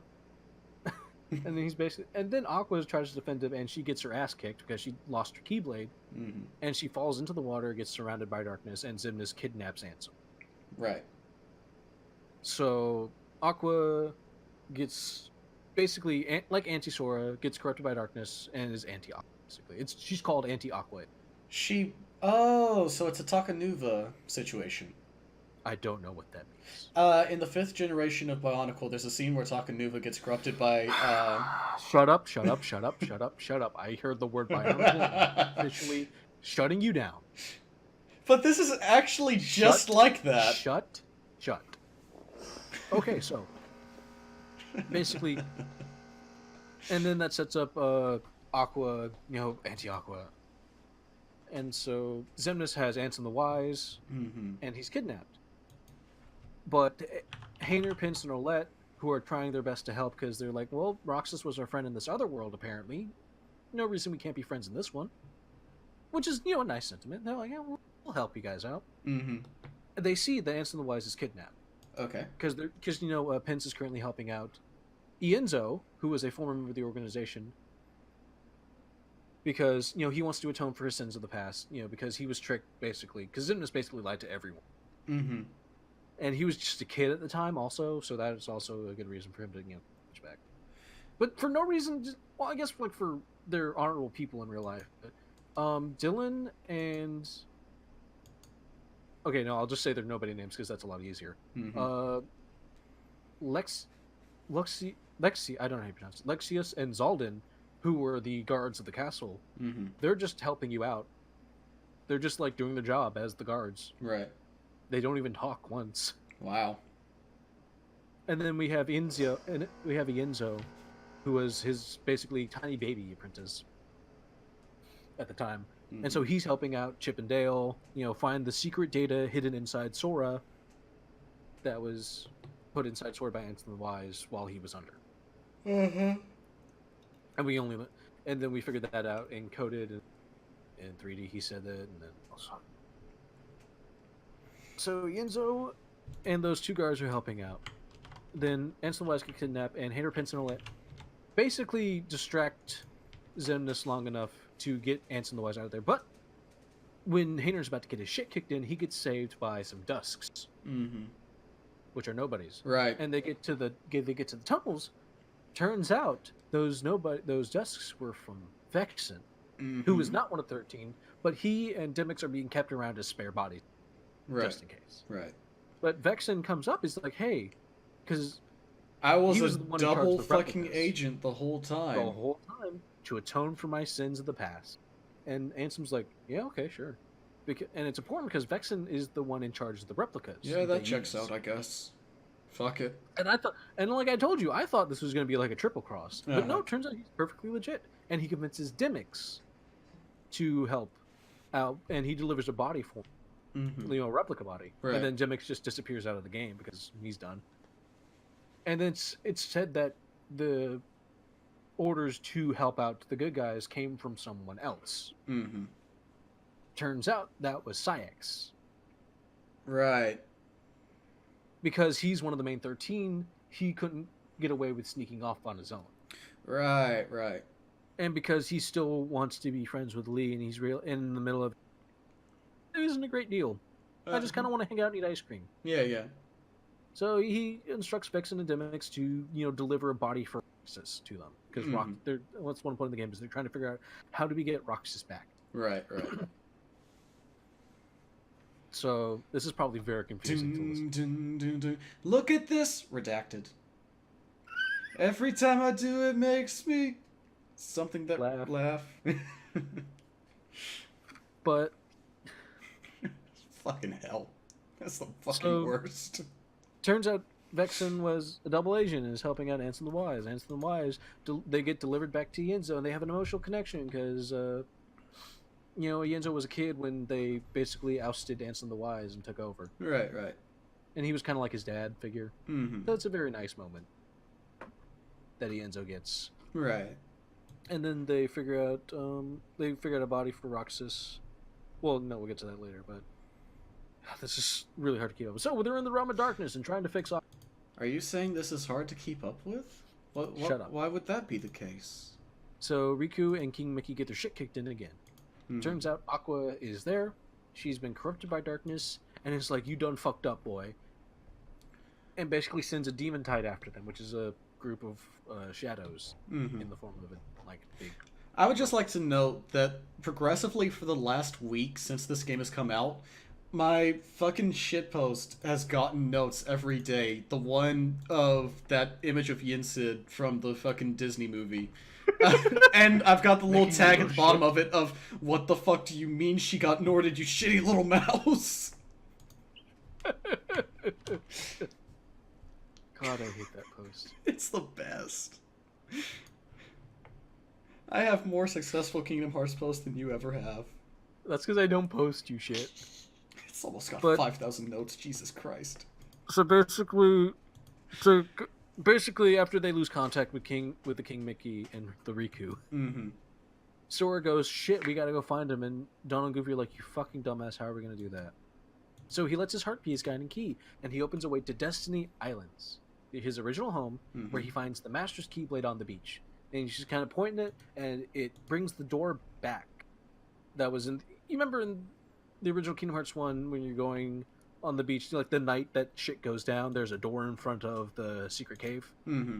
It brings that back, and that acts as a door to the realm of darkness. And he happens to fall in as soon as Riku's about to get his ass kicked.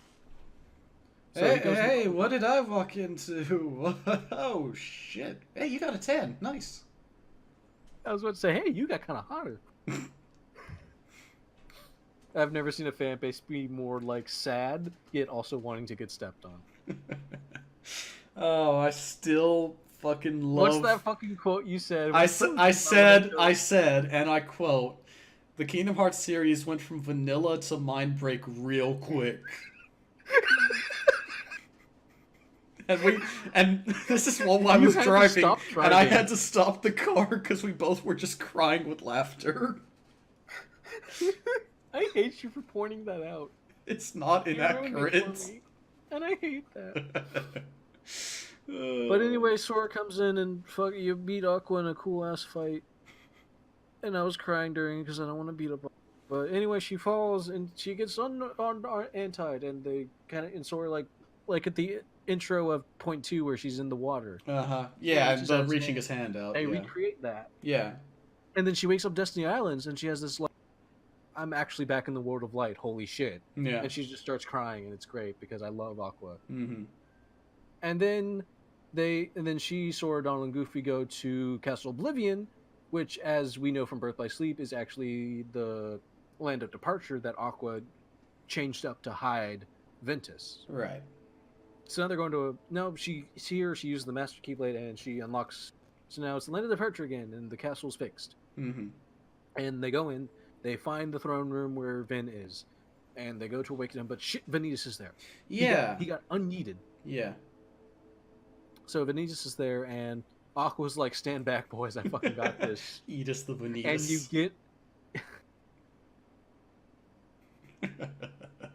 God damn it. Eat us, Vanitas.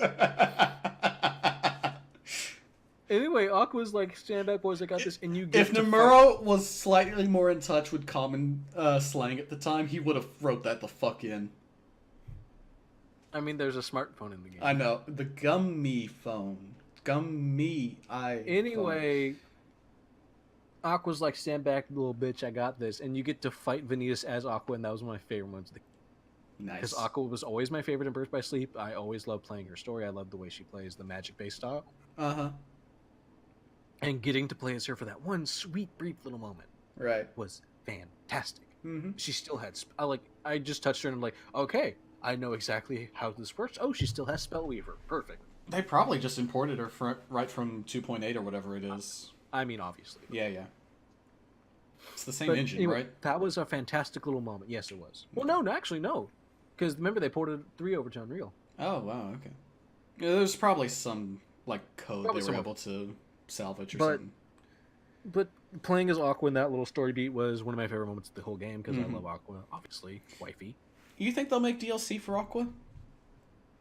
Like Like a putting little mini putting mini time world. to play for that one scene of her seems like quite a lot of work. I mean, like you said, they probably just imported some code over from too. Yeah, but still. I mean, I'd love some like little DLC worlds. Like, oh, let's have a little mini campaign or something. Right. Um, but stuff like that. But and then you beat her, and then Vanitas kind of almost fucks her up in the cutscene because cutscenes. Yeah, no, I saw like a image from that scene where she's on the ground and he's about to stab her. The fuck?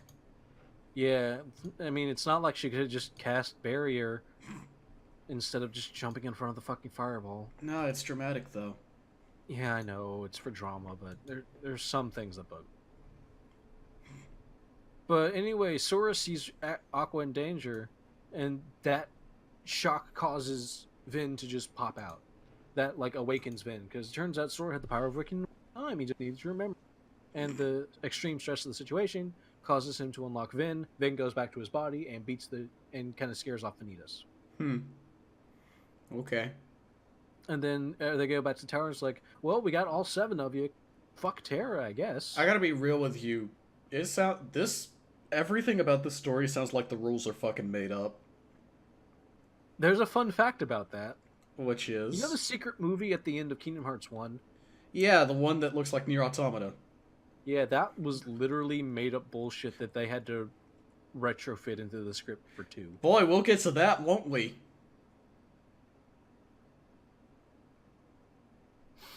Yeah. So, I'm actually keep talking. I'm gonna step out for just a sec.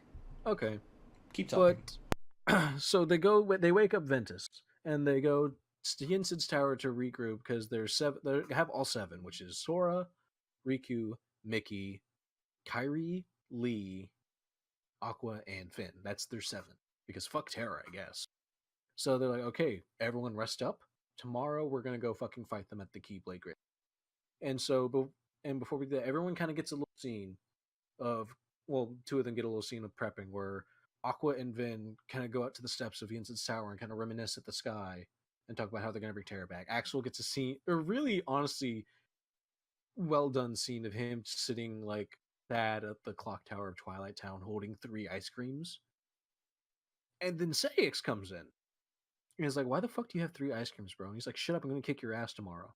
He's like, I hope you're doing that kind of, stuff. And then they start talking about this girl that they were friends with and that they wanted to break into the castle to save or whatever. And I thought I was going nuts because it's like, are they talking about Leon? Like, I don't know who they're talking about. And just to satisfy my curiosity, I look it up after the fact, and that's the first time that this girl has ever been brought up. What girl? Ever. Remember when Axel's having the scene, a really well done scene where Axel's sitting alone on the clock tower of Twilight, 3 ice cream. Right, right. And then Sayix comes in and starts talking about, hey, you remember that girl we used to be friends with? And everyone goes, who? Exactly, because I was talking about, like, to make sure I wasn't going nuts, I looked it up. And that's the first time that girl has ever been mentioned. Okay. Ever. So, yeah, okay. This game is very... God, if I was playing this game, I'd be so fucking pissed, because I'd immediately catch that and be like, are you fucking setting up a fucking side story for fucking Axel and Sykes? Because it seems like there's several different things where it's like, hey, what's with this? We're not gonna tell you. Kingdom Hearts is the fucking king of putting bullshit where there was no bullshit. You know how we always talked about the name for this podcast should be We'll Get to That? Yes. That fits very well for Kingdom Hearts. No, it's not We'll Get to That. It's like, wait, when did you mention that? Hold on, he can do what now? Like, literally, Larxene is just able to make a labyrinth of ice. Ice isn't even her power. I thought she was electric. She is. What? Like, in Arendelle, in the Frozen World, she just kind of palace ice that you have to fight out of. Oh, what? No! Also, how does she have electric powers? Fuck it, magic, whatever It the looks fuck. cool. It looks cool. Yeah, whatever. Like, that's not the thing to be questioning. Why does Dimix have a bass guitar that lets him summon water clones? I mean, that's not what we need to focus on. But... Oh, God, and then, like, him and Syx have a scene. Axel's like, I'm gonna kick your ass tomorrow. Good. Bring it, punk. Because they used to be friends in the previous life. Right. They used to be best friends, and then they kind of drifted apart in the organization. Yada, yada. We'll get into that later. Right. Yeah. We'll get to that.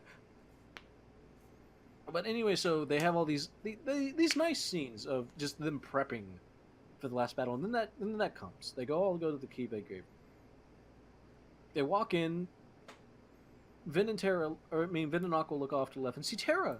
Oh right, this fucking thing. God. Let me get through this whole thing because I have several questions. Oh yeah. So they go up to Terra and it's like, hey Terra. And Vin's like, hey Terra, is that you? And Aqua's like, bitch, nah. And so... Okay, so I want to stop for this right away. Aqua's been through some shit, and she knows right away that that's not Terra. Why the fuck did she let Vin get that close? Like, why did she even risk it for that amount of time? It's dramatic. Yeah, exactly. Reconnect. Like Kingdom Hearts. Like, let's think about this for... Reconnect. Kingdom Hearts. God. Yeah, okay. Continue, because this gets worse. Okay, so... Basically, Terranort fucks up their shit. Basically takes out Vin, takes out Axel, and almost kills Kyrie.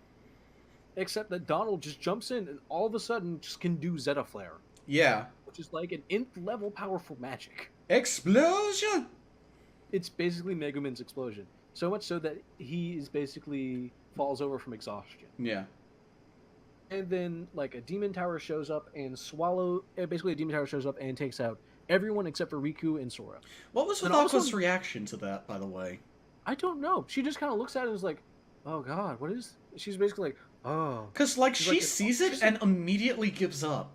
She's, like, in awe of it. Like, I wasn't sure if that was something that, like, she had a phobia of it from being in the realm of darkness. No, she fought them before, and then it's just a giant tornado of shadows. It was really weird that she had that reaction. It was weird. Yeah. Like, you're absolutely right. It was weird. Aqua's whole... Because she squared up to fight with it, and then she just kind of looks at it and is like, oh, never mind. Yeah, no, Aqua's entire character in that one scene is really weird. It is bizarre. But anyway, so it swallows up everything except Sora and Riku. And then Sora just kind of gives up.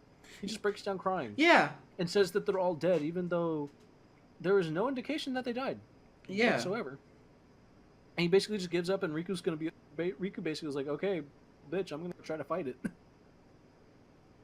Fucking pierce the heavens. And then, you know, of course, since he's just one person, they kind of both get swallowed. Yeah. And then you died. You actually died. And Sora gets to take... Nope. And then it cuts to the chess game. Sometimes light comes from the past. Yeah, whereupon Xehanort should fucking go, that's fucking... What fucking game of chess? Fuck you! No! I won! Fuck you! I have another comment about the game later. Oh, yeah, we're gonna get to that! But then we cut to... Okay, in the first bit of the game, Dive of the Heart, part of it's portrayed as this beautiful sky. Yes. Like, area. It's beautiful. Oh no, it's fucking gorgeous. Like, even from your shitty feed of it. Title card, and then you see Sora. And then you see his body is fully transparent. Mm-hmm. He's basically a ghost. And it shows up, and it says, this is the final world. And then it fades out, leaving just the word final. It's not even the final world. It isn't, yeah. Yeah, it's not. Wow. Fuck me. And then Chirithy's there. And Chirithy's like, hey, bro, you just got super fucked. And the only reason you're alive, Kyrie's keeping you alive. It's okay. How's she doing that? Shut up. Power of heart. That's my answer to everything. Yeah. Power of heart. Yeah.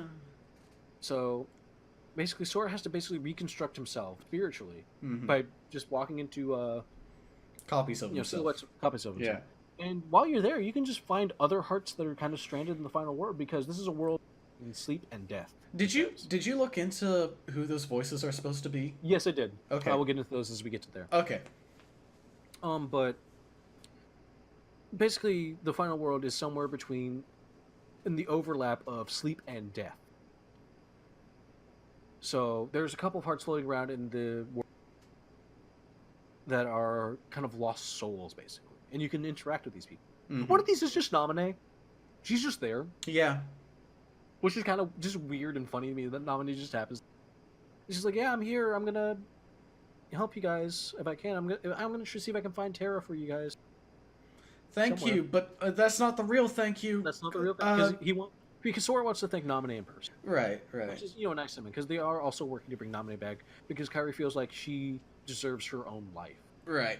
Like she says in the game, like I had no right to take her memories and her experiences, even though she was originally me.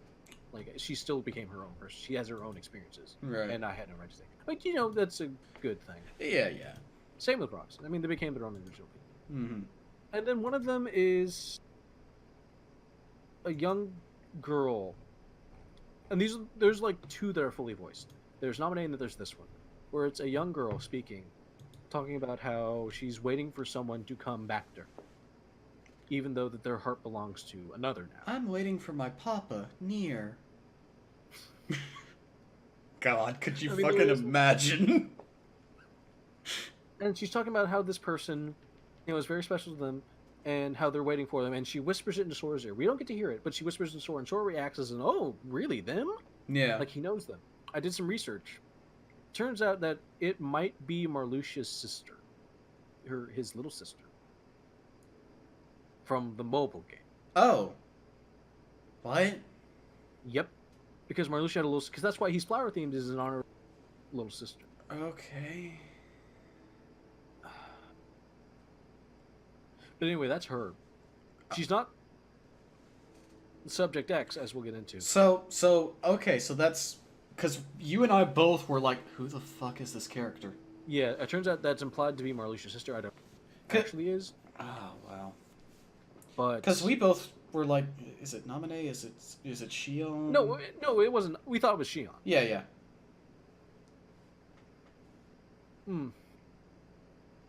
But anyway, so that's implied to be Marluxia's sister. Okay. Her name is Strelitz. Okay, I'm just going to copy paste this and you try Yeah, I will. Strelicia. Strelicia. Yes. It's almost the name of that one character from Kill la Kill, Strelicia, or whatever the fuck it is. But anyway, she was in the mobile game. Okay. Yeah, that's about all. Because I don't give a shit. I gotta be real with you. I did not expect this much reference to the mobile games and the fucking Flash game. Like, Tetsuya said in an interview, like, it's not essential, but it'll give you a little something extra to look forward to in Kingdom Hearts 3. It plays a really big role, and then just kind of pops out. No, it doesn't play a big role in Kingdom Hearts 3. It plays a big role in Kingdom Hearts 4, but we'll get to that. Oh, fucking hell. Yeah, we will. So anyway, you get all your pieces in this really cool sequence where there's like this weird cubicle world that you explore. Yeah, and you pick up like copies of yourself and you rotate it.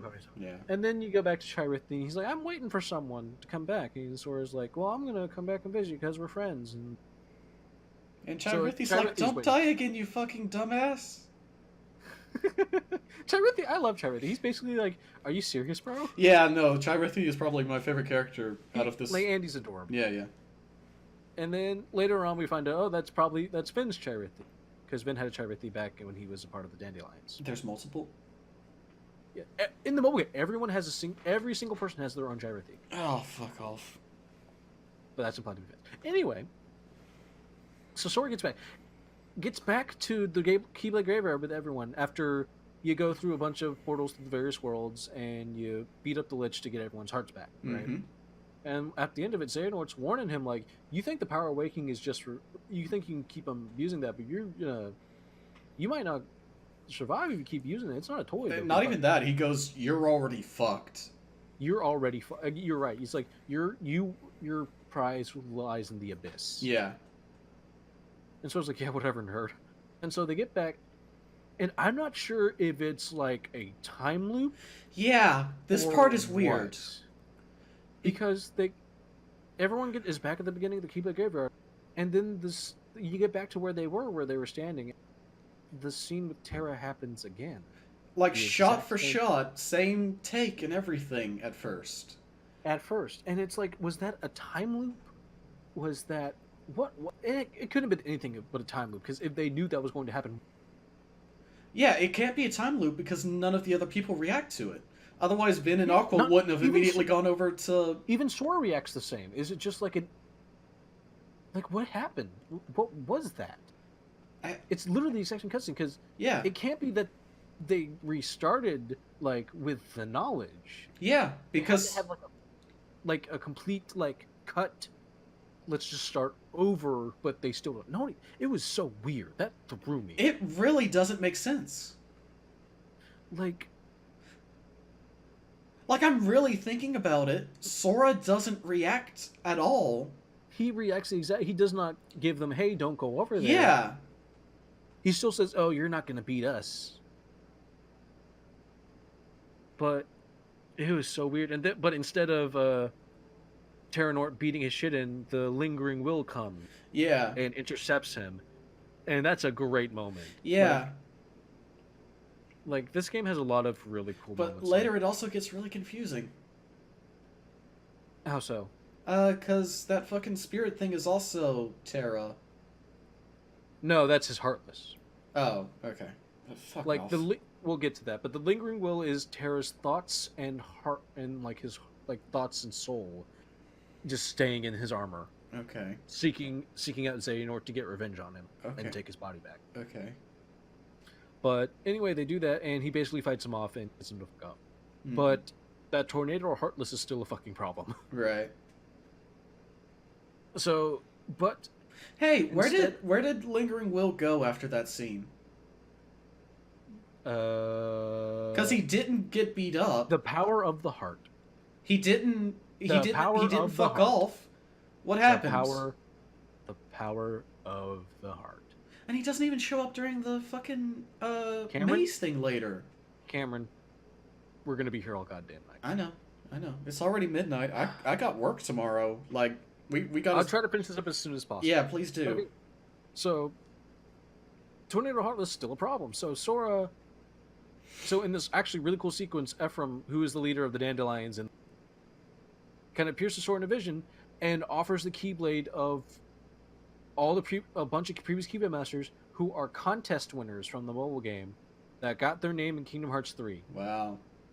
And so the whole time you're mashing triangle while the names of people who Keyblades are on the screen, and you're like, "Oh, that's what's his name?" Okay, like, so- those are real people. So pause real quick. Who is the scarf wearing motherfucker? That was Ephemer, the leader of the Dandelions. Okay, so that's not like the Master of Masters or whatever. No, Who's the Master of Masters? he's the Master of Masters. Who is? Voodoo. You do? Fuck off. No, seriously. Who is it? The Master Oh, you mean who the Master of Masters? Yeah. He's the Master of Masters, and he kind of just disappears at the beginning of Kingdom Hearts Key. Okay, whatever. Okay. And he has an eye that can see the future, and he And the eye is in the prophecies. sword and whatever. Yes. How the Yes, fuck but that works? that was Ephemer, and he was the leader of the Dandelion. And that's a neutral group that doesn't want to take part in the war. Oh shit! What's his name is missing an eye too. Is it? Ooh, foreshadowing. We'll get into that. Oh fucking But- hell! So basically, this really great sequence where you're riding a wave of Keyblades and just sending them after all the Heartless, because it's really cool to see something like that from the mobile game, Mm-hmm. where it's like the actual players got into the game. Yeah, yeah. That's awesome. Like if I was one of those people, I would have lost my goddamn. Oh yeah. Like that's a really cool way to do it. Mm-hmm. But anyway, they do that and they move on, and It also kind they of comes meet up- out of nowhere. Yeah. Hey, need some help? Who the fuck are you? But hey, we get into you the one that wanted this to keep going, but we get into fight. They get into the middle of the Keyblade graveyard. You know the intersection where there's like a cross shape in the middle of all the sea of Keyblades. It's really cool looking. Yeah. But Xehanort basically makes this giant labyrinth where all the fights take place, and they're basically kind of split off. You get to the first. He switches it from one Arxis stage to a final boss Arxis stage. But anyway, you get to the first arc, and you can choose to go. Who do you want to help first? You're going to help Riku fight. Is it like Ansem and Data Riku? Yeah, Data Riku, Repliku. Fuck off. Yes, they're 2 different things. Or do you want to help Mickey go fight Larxene, Luxord, and Marluxia? And no matter who you pick, you fight both of them either way. Yeah. I went with Riku first, and yeah, the order does not matter. You go fight Ansem. Actually, it was Zigbar in that. No, it was also Zigbar in there too. Yeah, he was. But anyway, you go and fight with Riku and help him fight Data Riku, and once you beat them, they get a little cutscene. Yeah. For each one. So for Ansem, you get this kind of weird moment of like respect from Ansem towards Riku. He's like, I knew from moment 1, like I wasn't going to you. You were always stronger, and there's kind of like this weird respect thing, which kind of comes out of nowhere because previously established, like Xehanort has had no mercy. Yeah, whatever. Soul. You know, and then you beat Data Riku, and he's like fucking pissed, and then Repliku, and then the darkness in Riku's heart comes out and takes him out because he's been helped because it's the spirit of Repliku. And what you're fighting is the spirit of Riku when he was possessed by Ansem Bronze. And so he does that, and it turns out he's using a replica. And real Riku is like, yo, dude, take that replica. We can help out. You can help out, bro. And then Repliku is like, nah, y'all need it for someone else. More important. And so he just takes out Ansem Riku, and, you know, they basically die together. Right. He sacrifices himself to take him out. And so then you fight... Oh, God, what did you just send me? Yes. And then you fight Zigbar, and he's like, y'all some motherfuckers. I'm worthy of a key. Like, and the reason he gets into, like, the reason he was there is because I was promised a Keyblade. And Sora and Riku are like, you're not worthy of a Keyblade. And he just kind of laughs and he teleports to the wall, and you see him, like, kind of, you know, let himself fall to the ground. Although you don't see him fall to the ground, you see him fall. Yeah. And they do the cutaway thing. They do the Disney death cutaway. And then you go to the king. You go to the king's aid. And he's fighting Marluxia, Luxord, and Larxene. And each one you beat them, and each one of them gets a moment of Marluxia's like, man, oh shit, I feel kind of bad now. And then Luxord gets this weird moment where he gives Sora one of his cards, and he's like, man, if we ever meet in the next life, you and me are gonna play some games. And it's like, that'd be nice, dude. And he gives him the MacGuffin card. Oh, fuck me, I forgot about that. He gives him a card that's going to be like, yo, this is going to be useful in the future, and literally no one knows. He gives him Chekhov's gun, and we never see what Chekhov's gun is. We never see what it is. So expect that later. But one part I love is Larxene gets defeated, and she's still a bitch. Oh, yeah. She's just like, fuck off, I lost to you, nerds. And then Sora's like, you just want to join the organization so you can be close to someone. She's like, shut up. Hey, who's that someone? Shut up. It's implied to be Marluxia. Yeah, whatever. And then she's like, well, still better than being actually an old dude. And she kind of disappears. I like that Larxene's still a bitch. Yeah. And then you go forward and you go to another intersection, basically. Where you get a choice of Kairi and Lee fighting Saix and someone we can't see. Or you get to help out Vin and Aqua fight Taren-Ko and Ventus. So I went with them first. Yeah. The Birth by Sleep crew. Yeah. So you beat Ventus, and he's kind of has this moment of like he can redeem himself, but he's like resigned himself to just being darkness. Because I am a shadow, the true self. I'd like to point out the entire time these fights were happening, Cameron just face myself on the Persona 4 soundtrack. Because it kept being relevant. But anyway, it's kind of like a weird redemption moment where he's like, I can't help who I am. I am literally darkness. I am all of me. do it. But he gets his moment and he disappears. He's defeated. And then you beat Taren-Ko. And you beat Taren-Ko, and he's like, Terra, come back, come back. Everyone's like, Terra, come back. And he's like, oh, it might be Terra. He's like, nah, psych. And he chains up Aqua, which is hot. Jesus He chains up fucking Ventus. Christ. And he chains up Aqua and Ventus, and he's like about to kill them. But then the Guardian comes out from under him and stops him from basically killing Aqua and Vent. And you know how the Guardian looks with the tape over his mouth. Yeah. It rips the tape off his mouth and speaks Terra's last words. And turns out, holy shit, the Guardian the whole time was Terra's Heartless made man. Which is actually really cool. It doesn't make sense, but it's cool. Why is Terra's Heartless like that, though? Heartless? What do you mean? Because Heartless can take the form of basically Okay, whatever. like anyone's Heartless can take the form of like any of like it could be a shadow, it could be Right, sorry, I was thinking nobody. Never mind. No, that's not his nobody. His nobody was Xemnas, remember? Right, fucking hell. Fuck. Actually, does Terra have a nobody? Actually, I don't know if Terra has, because if those are able to be separate anyway, we'll be here a long time. Whatever. But and so it gets this moment, and then Terra gets his body back. And then the Birth by Sleep trio have a lovely little moment of them kind of hugging and crying. And then just finally reunited. It's very nice, a scene a lot of people have been waiting for a very long time. It's nice to see. Mm-hmm. Then we get over to Kairi and Lee fighting Sayx and Redacted. And basically, you beat... In the middle of the fight, Xemnas comes in, and it's basically like, y'all nerds aren't doing enough, I'm gonna kill him myself. And then you are all so fucking useless.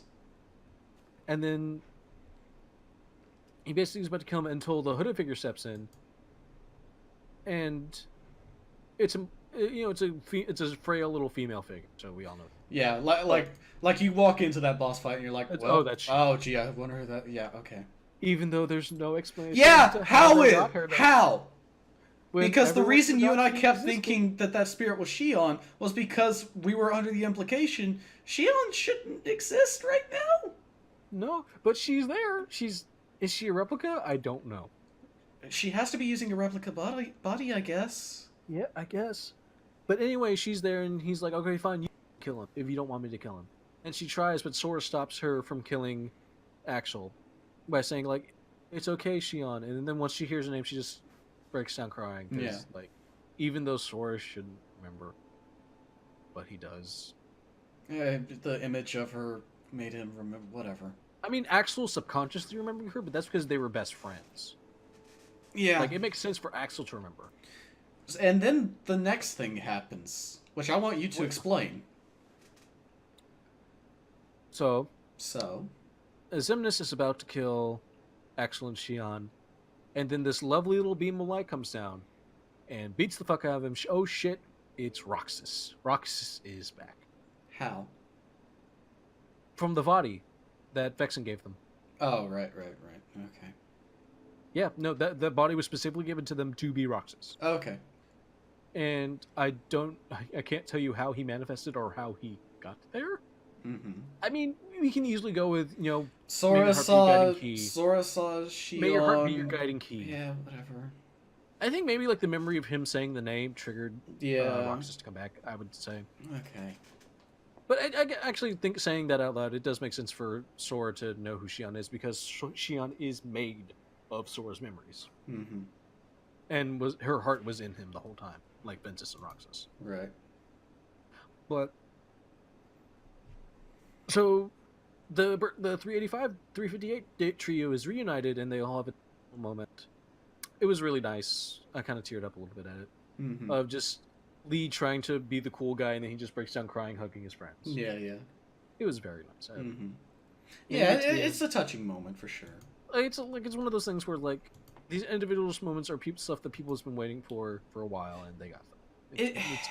I can't complain. Like, I can complain about everything else. Yeah, but I can't complain about these I'll be honest. It's this thing where I look at it and I'm like, these are very clearly scenes that people have wanted for a long time, and these are very touching. It makes no fucking sense how we got here. How is she on anyway? Yeah. We need to move on. Okay, we're almost there. So we're you not. get to Jesus what's Christ. next? And then we get to the fight. Kyrie gets kidnapped. Kyrie got kidnapped totally.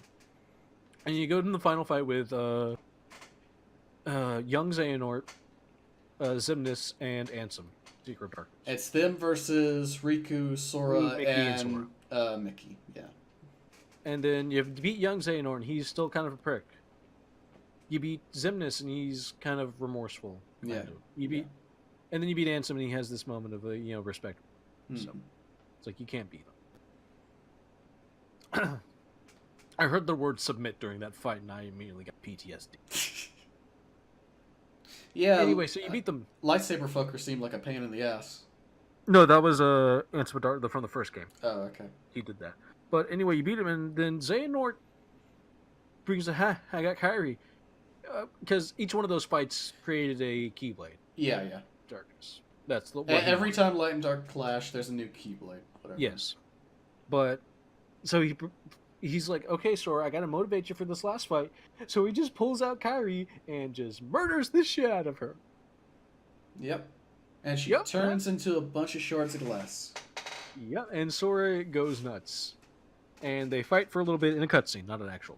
Yeah. And then it's like, okay, got all 13, making the Keyblade, which is, the... Not the Keyblade, the Keyblade. The key. So he does that in Lux Kingdom Hearts, and people's like, oh shit.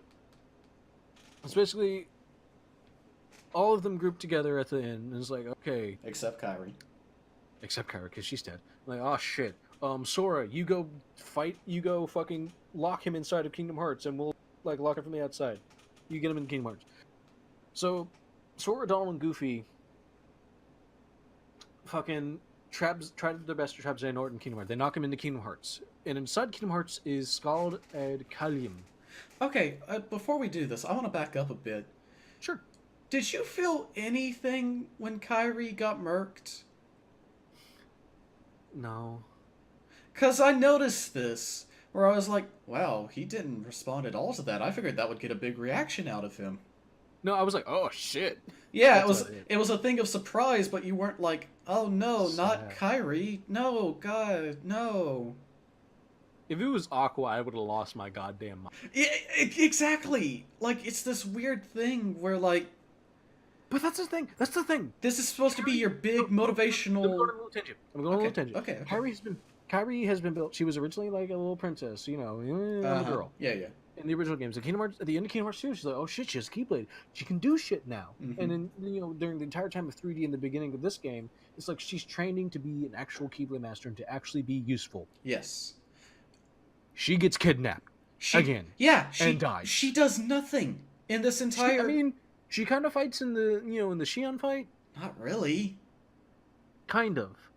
Not really. A little bit. It's mostly Axel.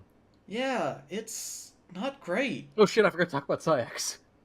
Anyway, Saïx talks about how he was jealous of Axel having other friends, and he's remorseful, and they want to save their other friend. That was the girl that we never talked about because she was subject to accident. Oh, fuck it. Bye, Lee. Anyway, I'll see you later in the epilogue. Later. We'll get to that. But anyway, it's not even in the epilogue, it's the end credits. But whatever. So they trap Xehanort in Scale. I forget how you pronounce it, but it's basically the town where him and Eric Keys grew up. Chess, where they were the town where you play chess. Yeah, the chess town. And it's inside. It's basically the nexus of all worlds. It's where all worlds spring from, basically. And you have the series of fights where you fight the 13 True Organization, which is basically 13 cool-looking figures that basically have all the weapons of the different organization members. You beat them. Mm-hmm. You find Xehanort, and he gets an armor form. Yeah. And he has the head of a ram, which it looks cool. I thought it was the head of a bull. Either or. No, there's a difference. No, because it has curled horns. Did it? I don't think it did. Downward. I will look this up right now. Yeah, so will I, because I know what a ram looks like. I don't remember thinking, oh, that's a ram. I thought it was a ram. I don't think so. Yeah, because it has curled horns. Yeah, it does. Show me the picture of it, because I'm trying to find it real quick. I'm looking at the YouTube thumbnail. Oh, okay. So I'm using fucking Tumblr search, which is the most useless fucking thing ever now. Yeah, because the ones that are coming up are like the in boss 2, Yeah. which is not what I'm talking about specifically. Yeah. Like, just Google Armored Xehanort and look at the thumbnail for the boss fight. Oh, hold on. Here's a picture. Yeah, please do send this real quick. Like, see, there's like curved horns. Oh, I think it looks. that's not a ram. That is a buffalo, actually. Well, either way, it looks cool. Okay. Yeah. Also, something I didn't notice, but I read later, is during the underwater section, because there's a bullshit underwater section. I hate you. Please die. Please. Underwater sections, yes. During the end of the fight, you see pieces of Daybreak Town from the mobile game, Oh, wow. which is an interesting thing. But anyway, you beat that. You fight him. Mano a mano him with the bitch. I'm still gonna win. Mm-hmm. Yeah, it's this big fancy fight with a bunch of phases, and the area around you just gets completely fucking destroyed during it. And it's really cool. It's very cinematic. And then the final sequence. So he basically shoots a beam. He uses the power of the Keyblade, shoots a beam, and Sora tries to like deflect it, but he fucks up, and you go to the game over screen. Yeah, which was the part And I then heard like about. this is a cool part. Yeah. So you go to the game over screen, but there's no text popping up, and then you try to press a button, and then you hear like a pulse, and then all of a sudden, out of your controller, you hear like Donald and Goofy shouting to you to wake up. Yeah. It's a fission. cool scene. It's fission mailed 2. Wait. Fission mailed from. Oh yeah, Fisherman. Yeah. From I know MGS2. I Yeah. forgot. You played it. It's basically that. Yeah. I know I played it. I forgot. Okay. But anyways, this cool scene where they wake up and then Power of Friendship beats him, Mm-hmm. and then that's the final fight. Yeah. And then we get into the ending Oh boy. where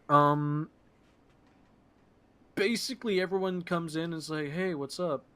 And then Xehanort's like, "I'm still gonna kill you guys," and then, because Terra had the part of Eric's inside him. Eric's manifests and to be like, "Dude, you fucking lost. Get over it." Checkmate. like- Checkmate. Checkmate. And Checkmate. then it cuts back to the chess scene, and Xehanort's like, "Ah, damn it, you lost. I lost again." It's like, "You never admit you lose." And he's like, "I can still be there for you, buddy." And then, and they get the other kids. It's cute. And then Eric's. This is the weird part where Xehanort's just kind of forgiven. Yeah. So here's the thing, Xehanort gets a happy ending. Xehanort does get a happy ending for whatever reason. Xehanort, after everything he's done, It's told as if he was a good intended person who just kind of lost his way along the path. yeah, at the last, that's the other thing, in this last fucking scene, he does this thing where he's like, the light's fading, darkness is encroaching, I have to reset everything so that light will reappear again. He wants to basically push the big reset button. Yeah, which is why I keep bringing up Dark Souls 3 and Dark Souls in general, is the whole plot of Dark Souls is the light is fading, you have to sacrifice someone in order to rekindle the flame and have it keep going. And I was just like, the entire time, I'm like, did this guy fucking just snoke fucking Dark Souls for a whole fucking month or something? But like, basically, Eric's just like, "Dude, just let it go," and he kind of just lets it go. But yeah, but also, was this motivation ever established before this point of the whole light is fading thing? No, it's always been like, the thing has always been like, light is too much now. We need to have some darkness to balance this out. And his name... And he's just been doing darkness. What's his name again? The Dark Seeker? Yeah. Okay, but he was trying Cameron, to we do... need to move on. There's a lot, but we can't Okay. afford to unpack that right now. Fuck off. Yeah. So Xehanort just kind of gets forgiven, and he and Eric's go off, And they turn into their kid forms. and they go into the spirit world. They don't turn back into children, they have kid forms, is what I'm going to call this. Kid mode. But anyway, Sora gets the Keyblade, and they all go back to the Keyblade graveyard, and everything's fine now. Mhm. Except Kyrie's still fucking dead. Yeah.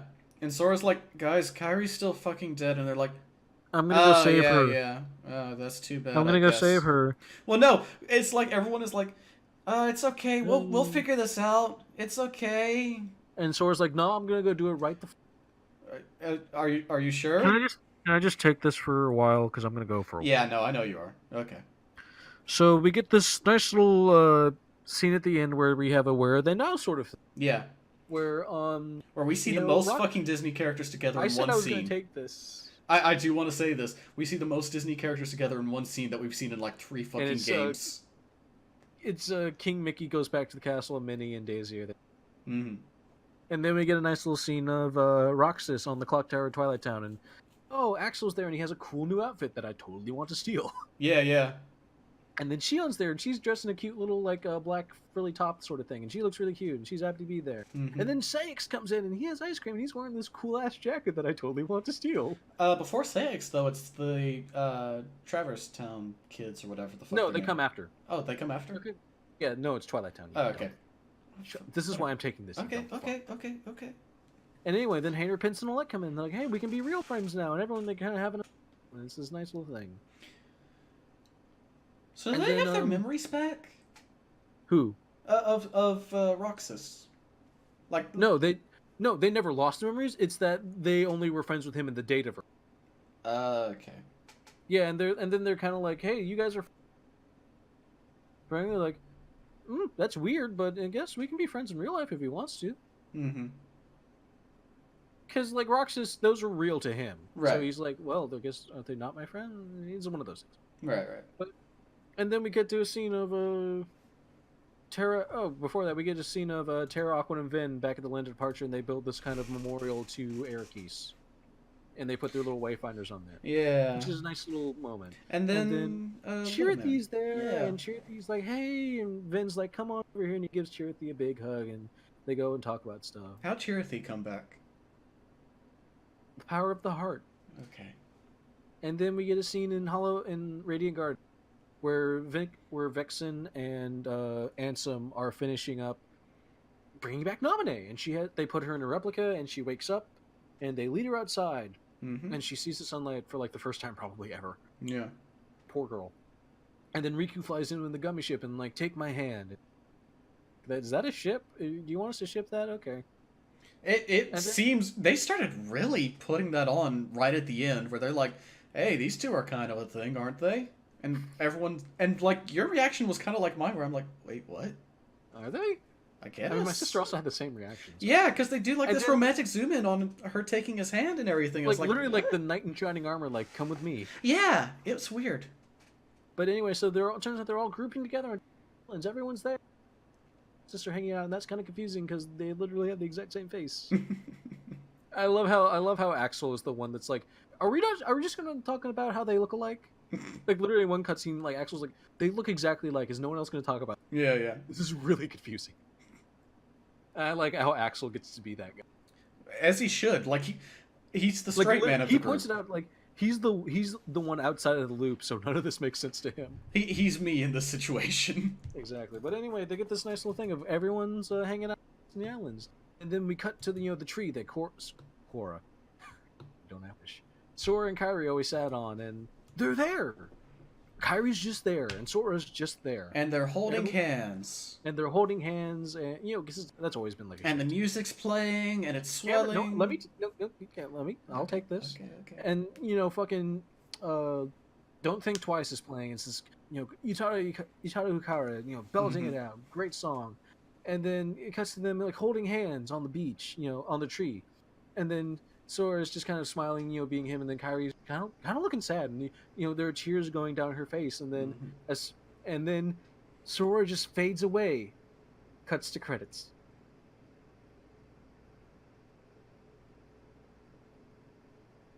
So what's Hercules doing?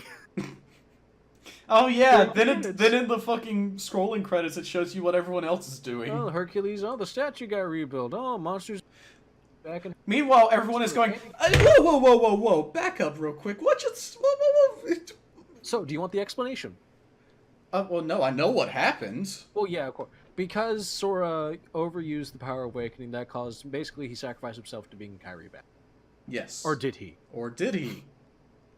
Because after wait, we gotta talk about the epilogue first. No, that's what I was about to say. Is after the credits, because we found out what happened to all the Disney characters. Who cares? Yeah. During the after the credits, we get the epilogue, which is added the day after, and we cut to the Big Graveyard where the Master's Keyblade just lay, just came out. And then a hooded figure comes up and is like, dragging the box in. Oh shit, that's Lucio. It's like, man, I've finally been waiting for this. And then these 4 portals open up in the crossroads, and out come 4 of the foretellers. All of them except for Ava.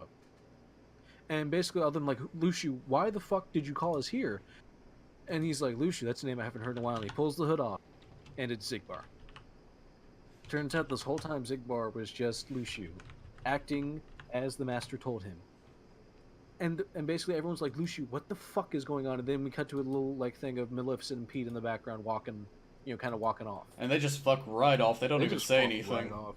They don't even say. And then Lucio's like, man, did Ava not make it? And he's like, well, this is your fault anyway. Tell us what the fuck, why is Ava not here? And he's like, well, she had her own mission. I had my own. And basically everyone was like, Lucio, what the fuck is going on? He says the line that got me. He looks at the box. And he goes, man, I hope you guys it's like a long story. No, he goes, man, I hope you guys like long stories. And that's the moment I just threw my hands up. And that's the end of the scene, is him going, it's a long story. Cut to the chess game. Also, it goes back to the chess game. You're right. You're fucking right. Go back to the chess game. Where baby Xehanort is right after the last time we went to the chess game, where Xehanort just lost. And he's like, well, I'll still be there for you. And Eric's is like, oh, wait a minute. I got a new game. Shut up. Let me take this. Okay. He basically is like, hold on a sec. And he puts up 7 pieces on Xehanort's side of all the 5 foretellers, representing all the 5 foretellers, Lucio and the Master of Masters. And he has 1 on his side that represents, probably Sora. And like, and Xehanort's like, what is this about? And it's like, just wait and see. And then we get to the secret movie. Oh boy. Where first person POV, it's Sora, because we cut to Sora waking up in the rainy street of specifically Shibuya from The World Ends With You. Is it actually The World Ends With You? Yes, because of the 104 store.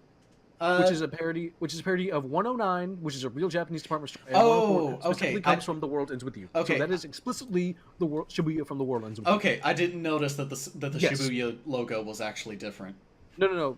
It's not it's the department store. I know. That specifically links. The one that everyone knows. Yes, the famous, because the 104 store. It's the one that also shows up in Shin Megami Tensei all the time. Yes. Anyway, because of that, and then we cut to Riku, and he's there for some reason, even though he was fine in the last scene. And it's just a bunch of porn shots basically of this beautiful environment of Shibuya. There's cars. Yeah. There's streetlights, and then we pan to a rooftop where a character is sitting. Where a character is sitting, and I didn't notice this at first. But the character there is Yozora from the quote-unquote fake video game Verum Rex. From the beginning of the Toy Story world. That was the fake Nomura game. That it was, that's a funny joke. Mm-hmm. And then it cuts to someone who might be the mastermind, because the way he walks and looks, and the way he does the hand thing for the heart. Yeah, the way he does the hand. That's very much implied to be the Master of Masters, who's also there, and he makes a little heart shape with his hands over the moon, making Kingdom Hearts. Mm-hmm. Reconnect Kingdom Hearts. So, I want to talk a bit about this. Because, do you? Yes, I do, actually. Because I know about Final Fantasy 13-2 Versus. And I know about how Nomura was pulled off of that project because it was taking too long, and he was fucking pissed about that. And I know also. And also about how he has always wanted to do, like, another 2E game, but just never has been able to. So, a lot of people were saying, well, it looks like Nomura has decided to put all of these things fucking together and just go with it. Reconnect Kingdom Hearts. Reconnect. The World Ends With You. Like, I've seen speculation saying maybe Sora has to fucking play the Reaper's game. Or some shit. That'd be cool. I'd like that, but it's probably not. Definitely not any of them. No. But I'm glad to see The World Ends With You is probably going to get a big play. Probably. but it's just. Mm-hmm. What the fuck was that? Is Yozora like a real character? Is he? Is like?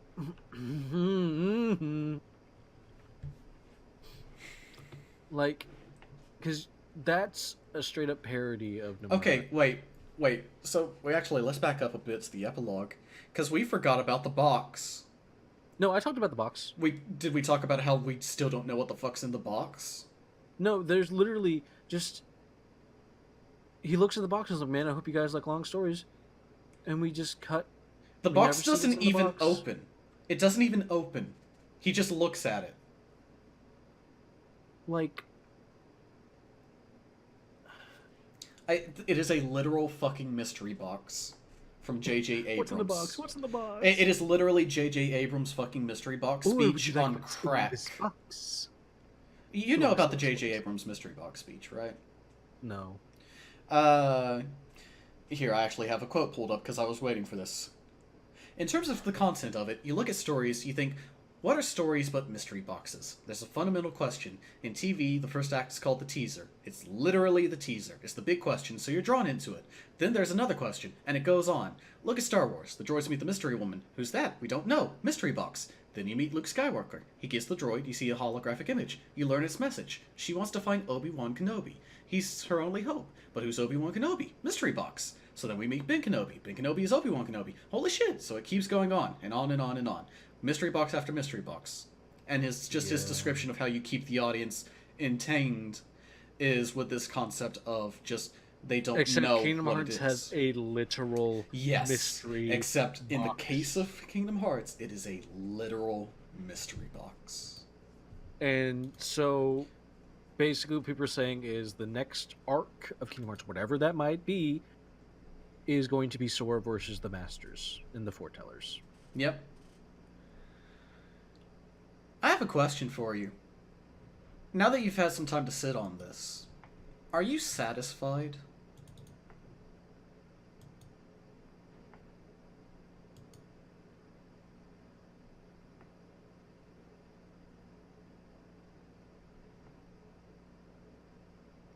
Dakota?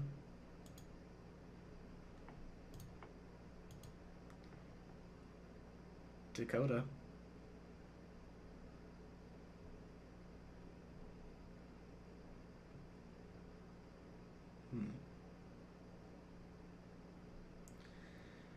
I think that's gonna do it for this session. Dakota's gonna be going to therapy for a little bit.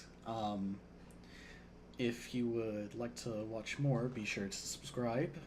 If you're still listening to this, I'm sorry. I hope you all enjoy the show. It's currently sitting at 3.5 hours. I'm definitely going to edit this down a little bit. And we'll be back in 2 weeks. I'll try and get this out on Tuesday, later today, because it is now Tuesday. And see what I can do. Maybe we won't have another episode. Goodbye, everybody. I'm sure Dakota says bye, too. Bye. Data acquired.